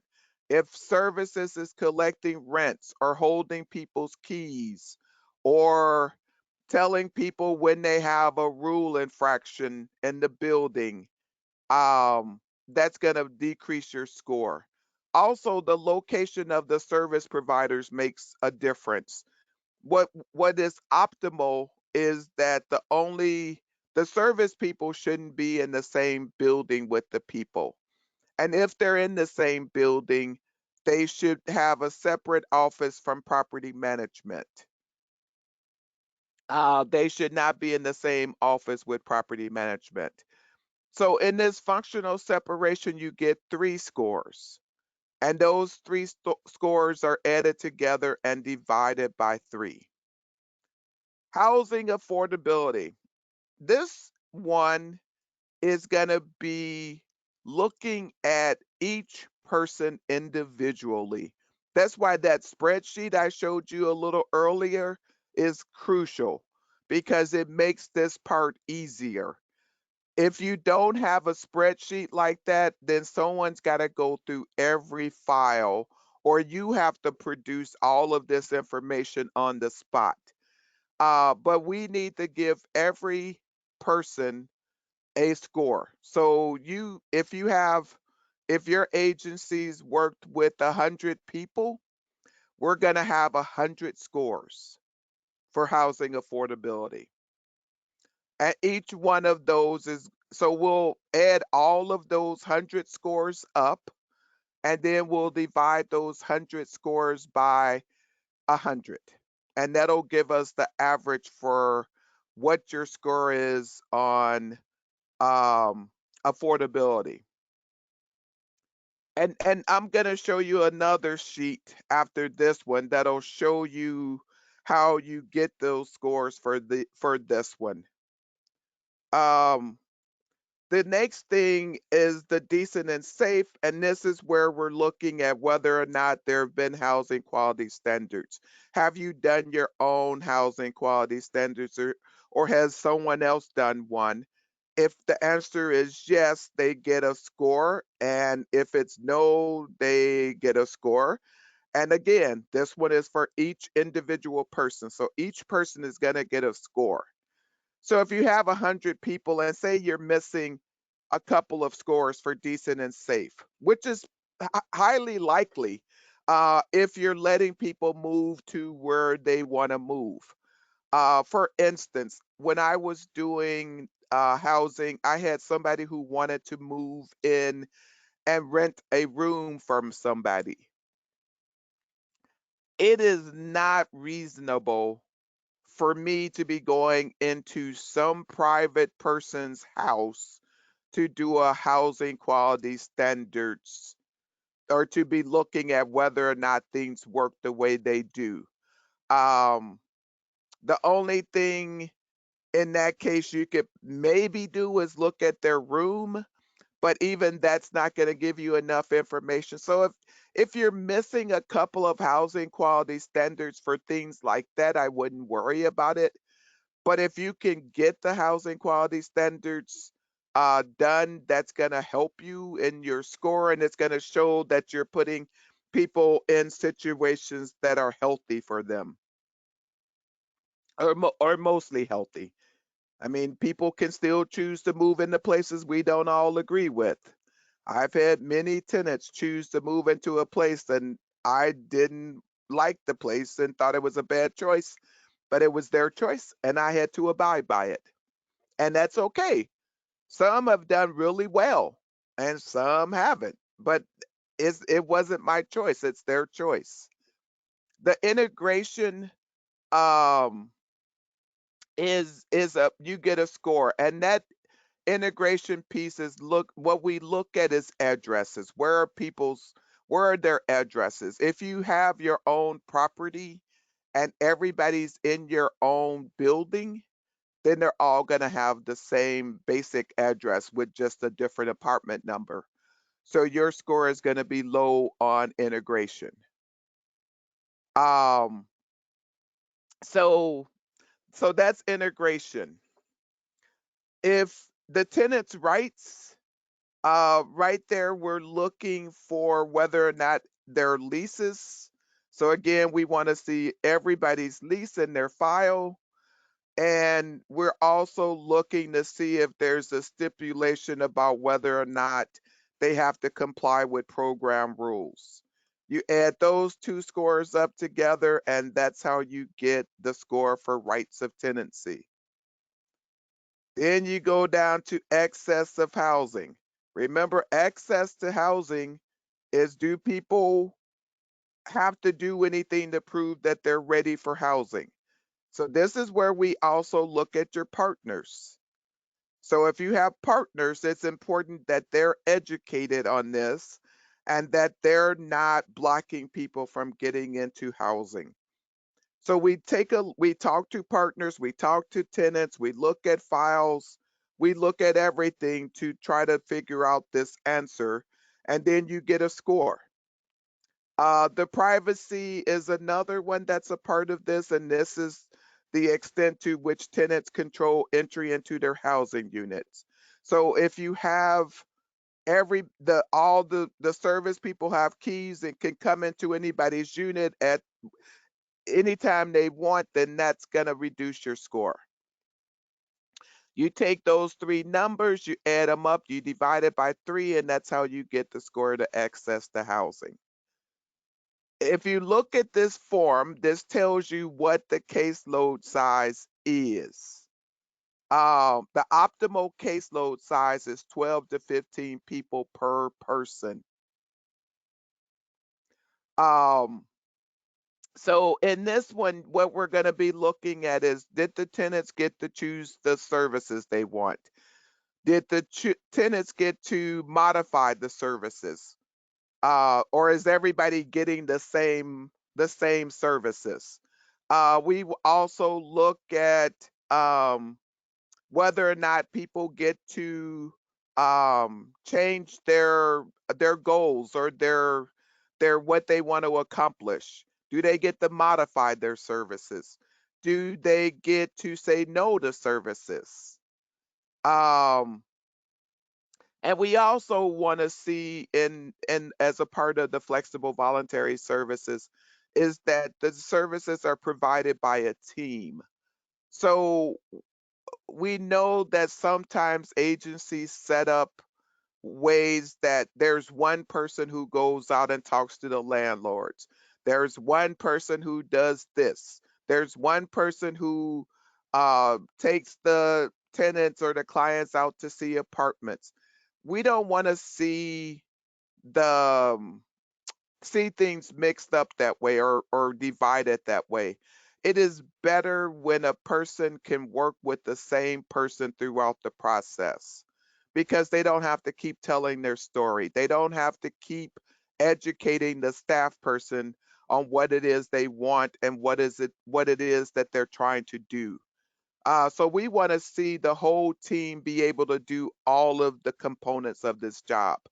Talk to landlords, talk to the tenants or the clients, help them to find the right place, help them to move in the place and stay in the place.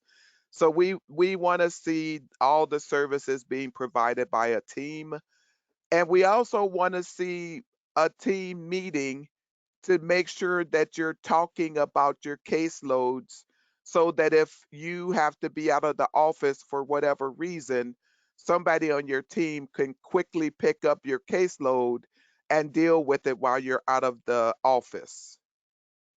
We also want services to be available 24/7, which in some cases is a problem. The services don't have to be provided by the agency to be 24/7. You can come up with different ways to approach this, but you need to make sure people understand where they can go or have a place they can call if they have an emergency in the middle of the night, which is when you usually have emergencies, is in the middle of the night or over the weekend. Do people have somebody they can contact to talk to and deal with it? And so we look at all of those things, we take all of that up and we divide it, and that's how we come up with your score for flexible voluntary services. So now I'm going to show you a different part of this form, which I think is really crucial because this is your recipe right here. This is where it's telling you what it is that you should be doing. So let's just look at choice of housing 1.1a. If you look at this, it's the extent to which tenants choose among types of housing. Example, clean and sober, living, cooperative living, private landlord apartment. So if tenants get to choose the type of housing they prefer from a range of housing types with an integrated affordable apartment as one choice, you get a 4. Make sense? If if you give people a restricted choice, and this is if you say, well, we have our own housing, you can move into that, or we have this agreement with this one landlord. If you can pick between those two, you're going to get a 2.5 because you're limiting the choices that the person has. If you're the type of program who people only have one choice because you have your own housing and that's the direction your agency is taken, then what you're going to end up with is a 1 because people are not given a choice of type of housing and are assigned to a type of housing. Again, remember, this is it's not that difficult to put all of the choices on the table. And we need to remember to put all the choices on the table and let the person decide. So you can look at the rest of these. Um, at on 1.1b, you only have two options. Either tenants get to choose among multiple units, or tenants are assigned to a unit. So on that one, you could only get either a 4 or a 1. You can't get a 3, you can't get a 2, you can't get a 2.5, you can't get a 1.5. Your score that you're going to get is going to be either a 1 or a 4. Either you're doing it or you're not doing it. On 1.1c, you again, this is now you got 4 scores. So this is the extent to which tenants can wait for the unit of their choice without losing their place on the eligibility list. So if you look at the 4, it says tenants can wait for the unit of their choice without risking discharge from the program or losing priority for services or units. A reasonable waiting period is the allowed search time for the local housing choice Section 8 voucher program, usually 60 days. So people should be able to wait for at least 60 days before you're taking any action to try to get them out of your program. So say you offer somebody a unit and they say, no, I don't want that one. I want to wait. You keep working with them. You keep offering them units. Um, you get to uh, as long as you're doing that, you get a 4. If you stop doing that or you say, well, we have this one unit and if you don't take it, then we can't help you, that's a 1.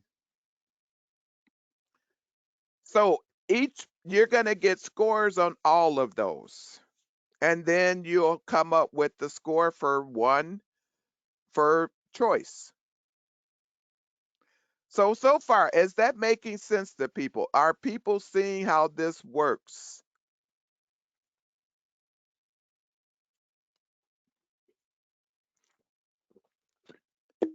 Good. Then we have 1.12. This is going to measure the degree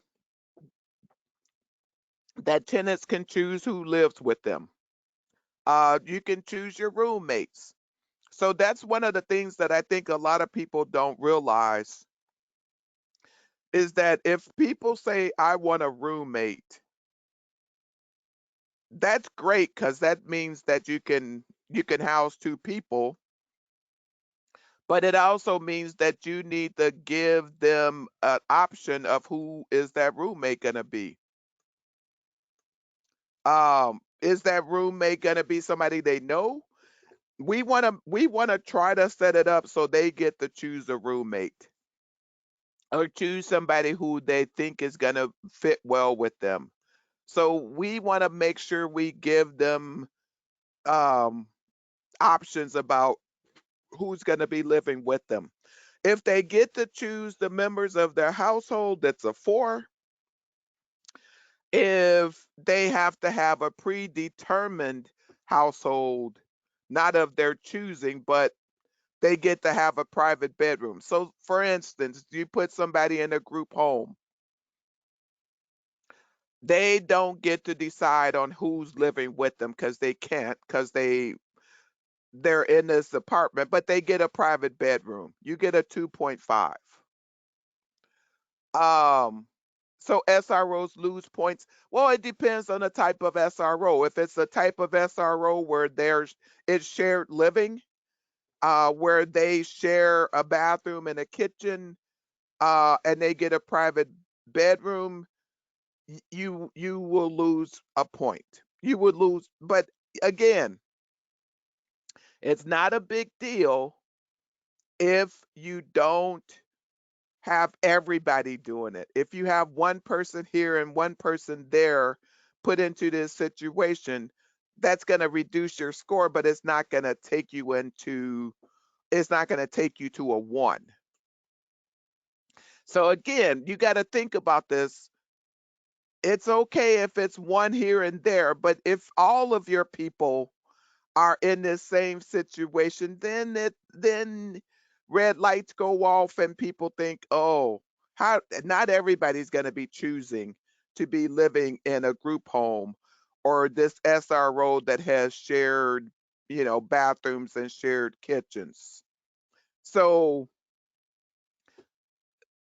just keep that in mind that it's okay. And again, this is people's choice.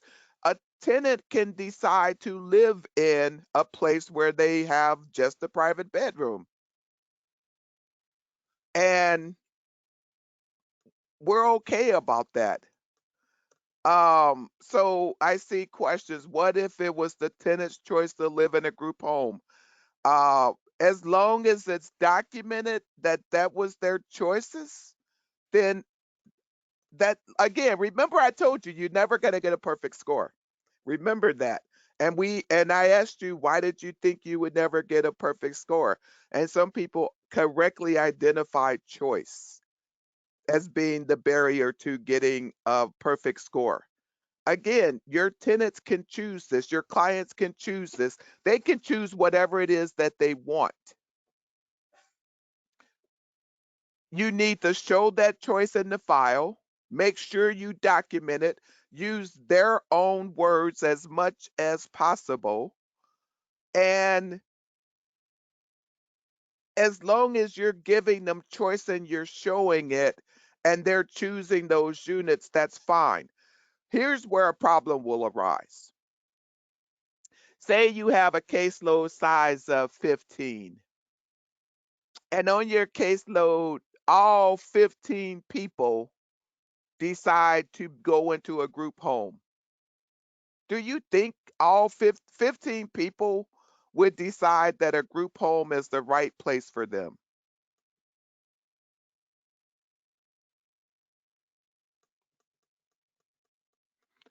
It's rare that 15 people are going to decide that.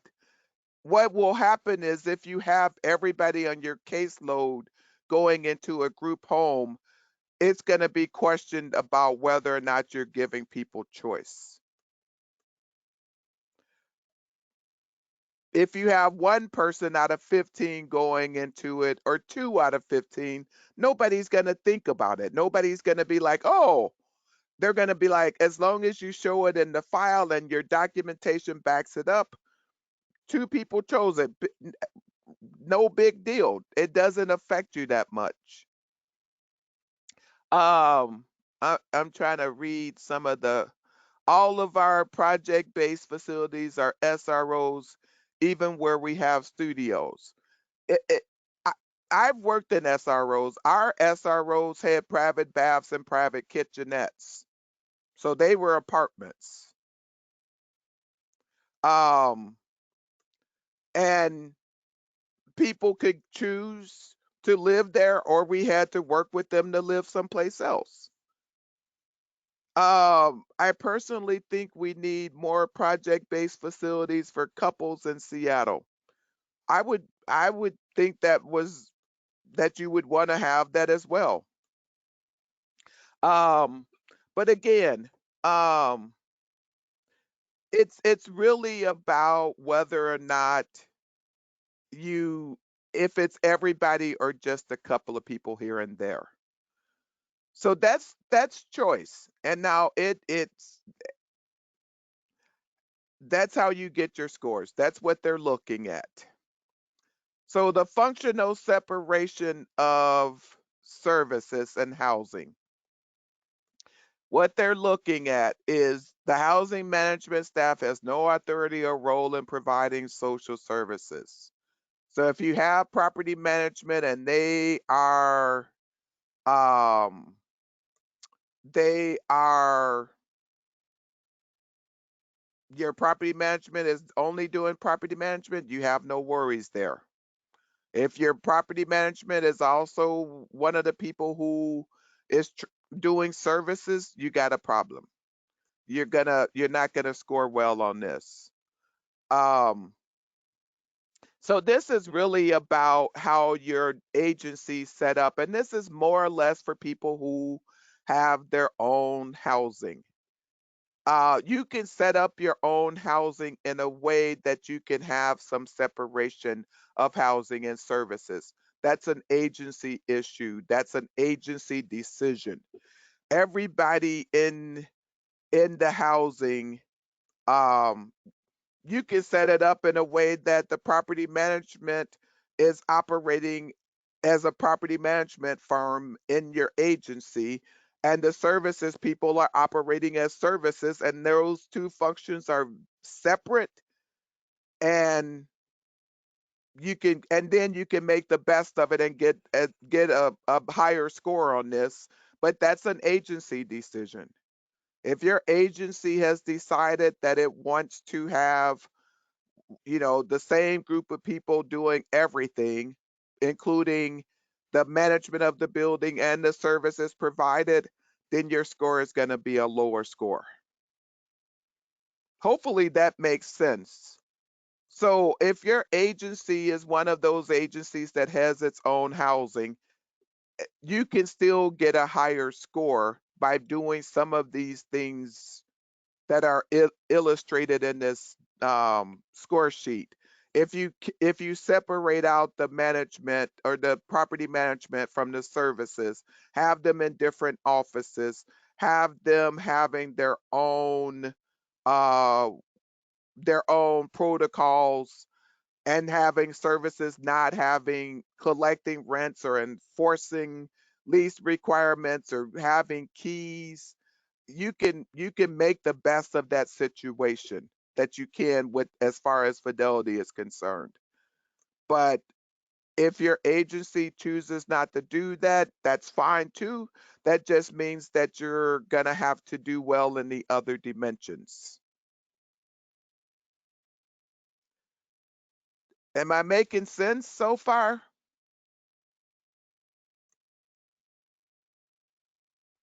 All right, thank you. All right, so we go down to safe, decent, safe, and affordable housing. And somebody said, "Well, how do you know what the score is if it's more than 30%?" Well, here's how we determine scores for decent, safe, and affordable housing. If you have people living in housing and they're paying 30% or less of their income for rent, then they get a 4. If they're paying 31 to 40% of their income for housing, it's a 3. If it's 41 to 50%, it's a 2. And if they're paying over 50% of their income for housing, it's a 1. Now, if this applies to when they move into the housing.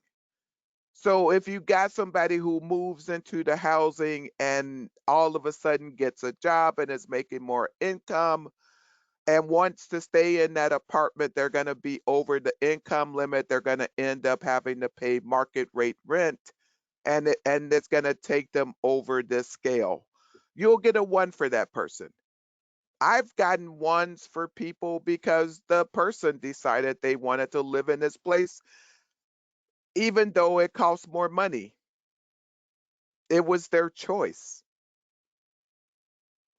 I still got a 1 on that person,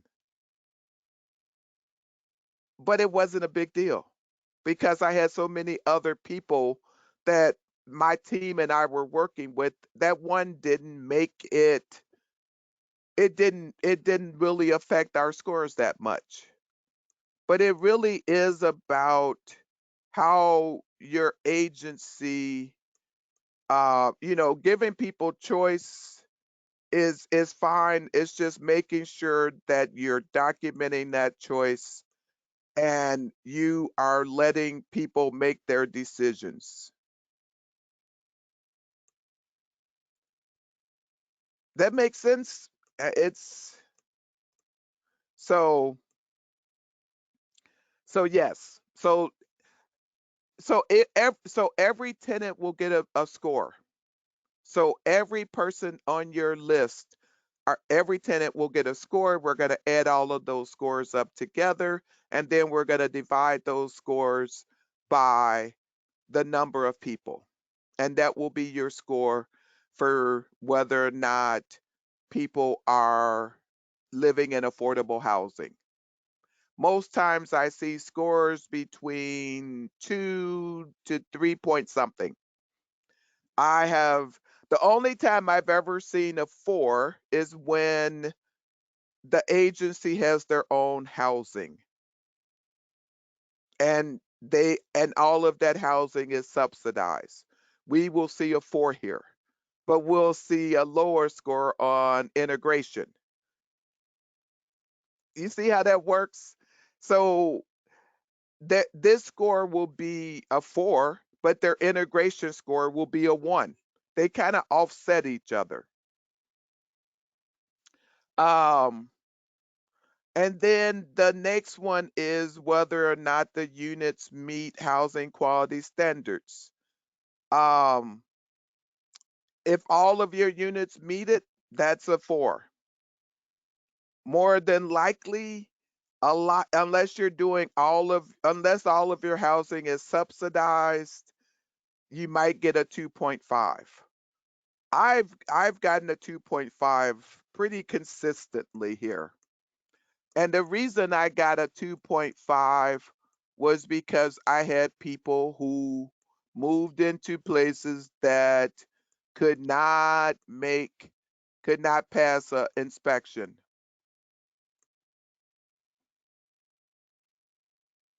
I had one person who wanted to move into a unit. He found it and he was really proud of this unit. And he rushed over to tell me that he wanted to move into this unit. And I said, oh, great. Did you talk to the landlord? He was like, yeah, I spoke to the landlord.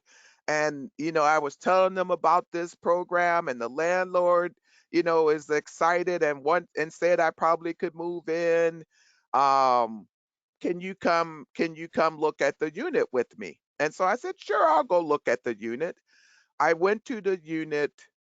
I walked in and I stopped. I turned around and I said, I'll be right back. And I ran to my car and I put everything into my car. I took off my coat. I left my suitcase in the car and I went back into the unit. And the reason I rushed to my car to put everything in was because there were so many roaches in this apartment. They were crawling everywhere. And I did not want to take any of those little suckers home with me. So I did not want any of my stuff in that unit. Um, and so I went back and we walked through the unit and I'm checking things and making sure that we got everything we need or that everything is there. And I asked him, I said, are you sure you want to move into this unit? And he was like, yes, I'm positive. And I said, well, you know, this unit is not going to be able to pass an HQS inspection, not like this. Um, and he was like, I don't need the subsidy. Um, I got that taken care of.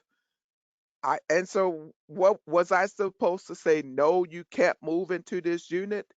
I tried to get a sense from him of why he wanted that unit, but all he kept saying was he liked the unit and he wanted to move in. So he moved in. I later found out that the reason he chose that unit was because two of his friends that used to hang out on the street with him were in that same building. And they all three were supporting each other to go through sobriety and get clean and sober. And he didn't want to lose his support group or his support. So he wanted this place. He did incredibly well. And his support group was there. Anytime he was struggling, he could go to their apartment, they could come to his apartment. It worked for him. It was his choice. If I had forced him to go to another place, I'm not sure if he would have done that well. I did work with the landlord to do some spraying for bugs to try to get rid of some of the bugs.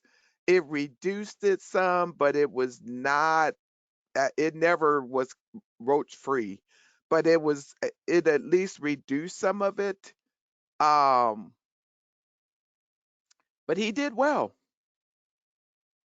So to me, that was proof that if people get to choose where they want to live, they they will do better. And he said to me later that he didn't tell me why he wanted to live there because he wasn't sure if I would see that as a positive that his friends were there in the building. And so he didn't want to tell me that because he didn't want me to not let him live there. And I was like, that's not my role. That's your role. You get to decide where you want to live. Um, and all I can do is support you. That taught me a lot. The housing integration, this one is a little trickier, depending on if you're a Fidelity reviewer. It's not so tricky if it's regular landlords. So basically, you get a 4 if the people living in those units in that building, if 25% or less of them have disabilities. Well, sometimes you don't have a way of knowing that, but you can assume if it's a private landlord that it's probably true that less than 25% of the units are filled with people with disabilities. You get a 4. If it's a building that has half of the building set aside for people with disabilities, you get a 3. If it's more than half of the units, you get a 2. If the entire building is set aside for people with disabilities, you get a 1. So if you have your own building and that building um is only for people with disabilities, then you're probably going to get a 1 on that score on housing integration. Doesn't mean it's a bad thing. It just means that you need to know that and you need to try to make sure you're doing a better job in other dimensions. Like I said, nobody gets a perfect score, but you shouldn't be freaking out if you get a 1 on one dimension. It doesn't mean that you're not in Fidelity. It just means you have to do better in those other dimensions. Um, Rights of tenancy. This is it's either a 4 or a 1. Either the tenants have full legal rights of tenancy or they don't. So if you don't have a lease, then that's a 1. So you need to make sure you have leases in people's files. If everybody has a lease, you get a 4. And then you go down to whether or not they have to be compliant with any type of program. So if people are getting or choosing to go into a group home or an Oxford living situation or Oxford House or any of those types of programs where they have rules that are based on services, you're gonna get a lower score. You're gonna either get a 2.5 or a 1, but that's only for the tenants that choose to go into that type of housing. Again, because it's choice, you don't get a perfect score, and we know that. So it's not going to be a big deal if you have a few people going into these types of programs. Again, the big deal will be if everybody in your program is doing it. Access to housing. Access to housing is if we can show that people have access to housing and don't have to show that they're ready for housing, you get a 4. If people have to show that they are seeing their case manager or going to therapy or taking their meds or whatever it is, your score starts to decrease. Um, we also want the people who are doing these programs to be actively going after people who don't have housing stability. So we don't want you to be picking people who are already housed or picking people who you think are easy to work with. We want you to be choosing people who have had obstacles to housing and really need this program to be housed and to have services. Um, so that's what we're looking for in this one. Um, and then we want to make sure that the person has privacy in their unit. Um, this means that, and this is if you own your own property or even if you don't own your own property, property managers need to give tenants in the building notice before they're coming into their units. So if you have somebody coming into your units to fix something, the landlord has to let you know when they're going to be, what day they're going to be coming into your unit, and what they're going to be doing in your unit. If people don't have that say and anybody can just come into your unit at any time, and this is more or less program housing, people can come in whenever they feel like it. The service staff have a key and they could just come in. um, then that's going to reduce your score. And so you can see here, it really lays out what each of your scores would be. So if service staff can enter the unit uninvited only in a crisis, you get a 2 for that. If they can enter the unit just because, then that's a 1. But most times landlords have to give people notice. The only time landlords can go into somebody's unit without giving notice is in an emergency situation. And that emergency situation means that maybe your unit, the pipe burst in your unit and it's flooded and it's flooding the units below it, or something, your toilet overflowed and it's flooding the bathroom down beneath you. Those are emergencies. There's smoke coming from your unit. That's an emergency. Those are the type of things landlords can go into your unit without giving you notice. If a service person thinks that you may be hurt in your unit because they haven't heard from you in a while and they're concerned, a landlord can open the door in that situation. But those are the only situations that landlords can go into somebody's unit without giving notice. Okay? And then we're down to the flexible voluntary services. This one is where you need to make sure you're documenting what it is that you're doing with the person. You need to document when you do a service plan, you need to let people use their own words. And you need to write down their own words as much as possible. Let let the clients do their own service plans. Um, and also, if a client chooses to change something or say they achieved the goal, that should be documented and adjusted in their service plan with them. I mean, you want to make sure that the service plan is the tenant's service plan, not what you want the tenant to do, but what they want to do. You also need to make sure that you're giving tenants an array of services that they can choose from. And they can also choose not to have services.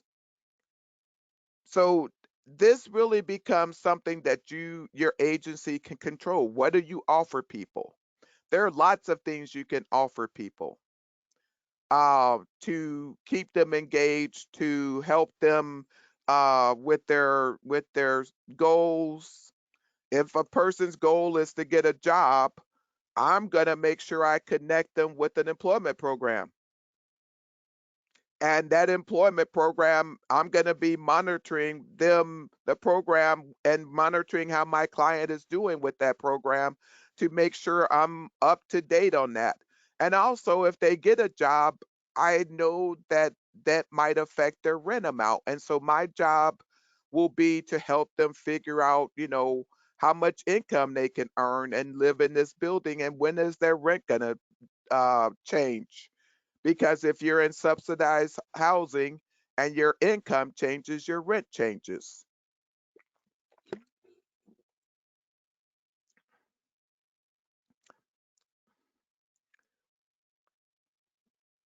Um, Again, we want to see consumer driven services. We want to see the customer, the client telling us what it is they want. Now here we get to the caseload size. Caseload should be no more than 15 tenants to each staff member. So if your caseload is more than 15, you need to take the approach that I was talking to you about the active caseloads and the inactive caseloads. But if you can't do that, if all your people are active and you have 25 clients, you're going to get a 3. Because what we know is that the more people you have on your caseload, the harder it is to provide the services that we're wanting you to provide. That it's not easy to have everybody having different goals. Everybody's looking for apartments, everybody's moving in. That's a lot of time intensive work, and it's hard to do that with a large caseload. If your caseload is over 35 people, you get a 1. So it's really crucial that if you have that large of a caseload and it's an active caseload, your agency should be looking at bringing on another housing specialist, because you're going to be losing points, and you also are not going to be able to do the best job with that many people on your caseload. We also are looking at behavioral health. We want to make sure that it's being provided by a team and that housing is a part of that team, because things are going to affect housing.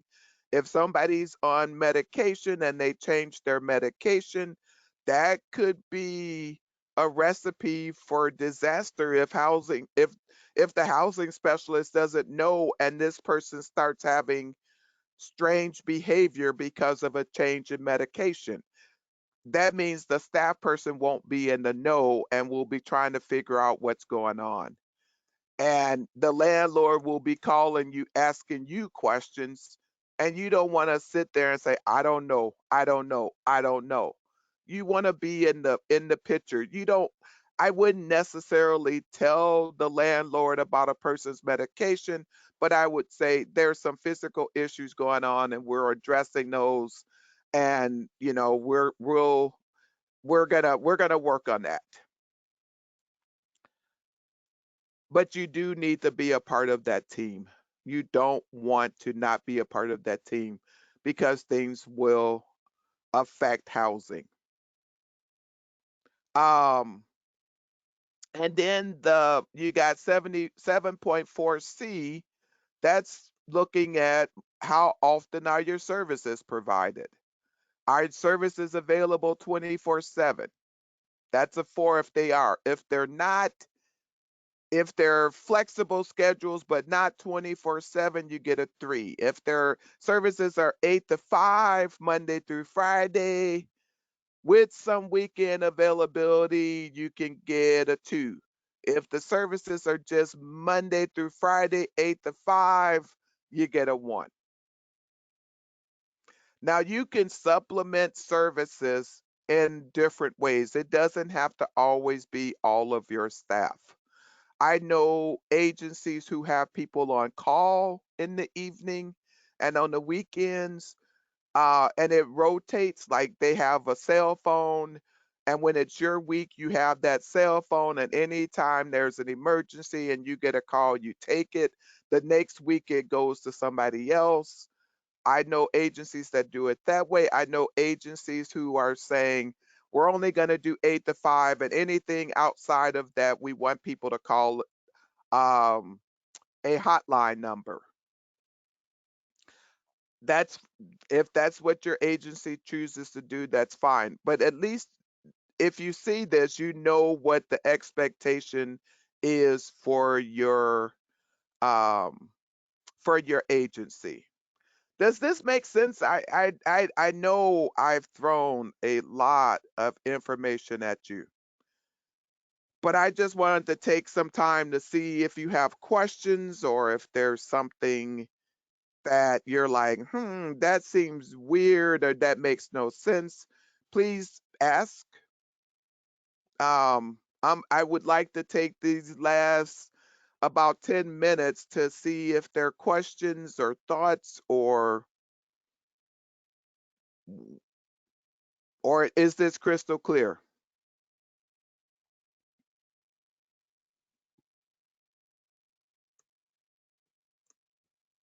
I think um I think it's important um to know that um to know what you're trying to do so that when you're doing work you can monitor yourself.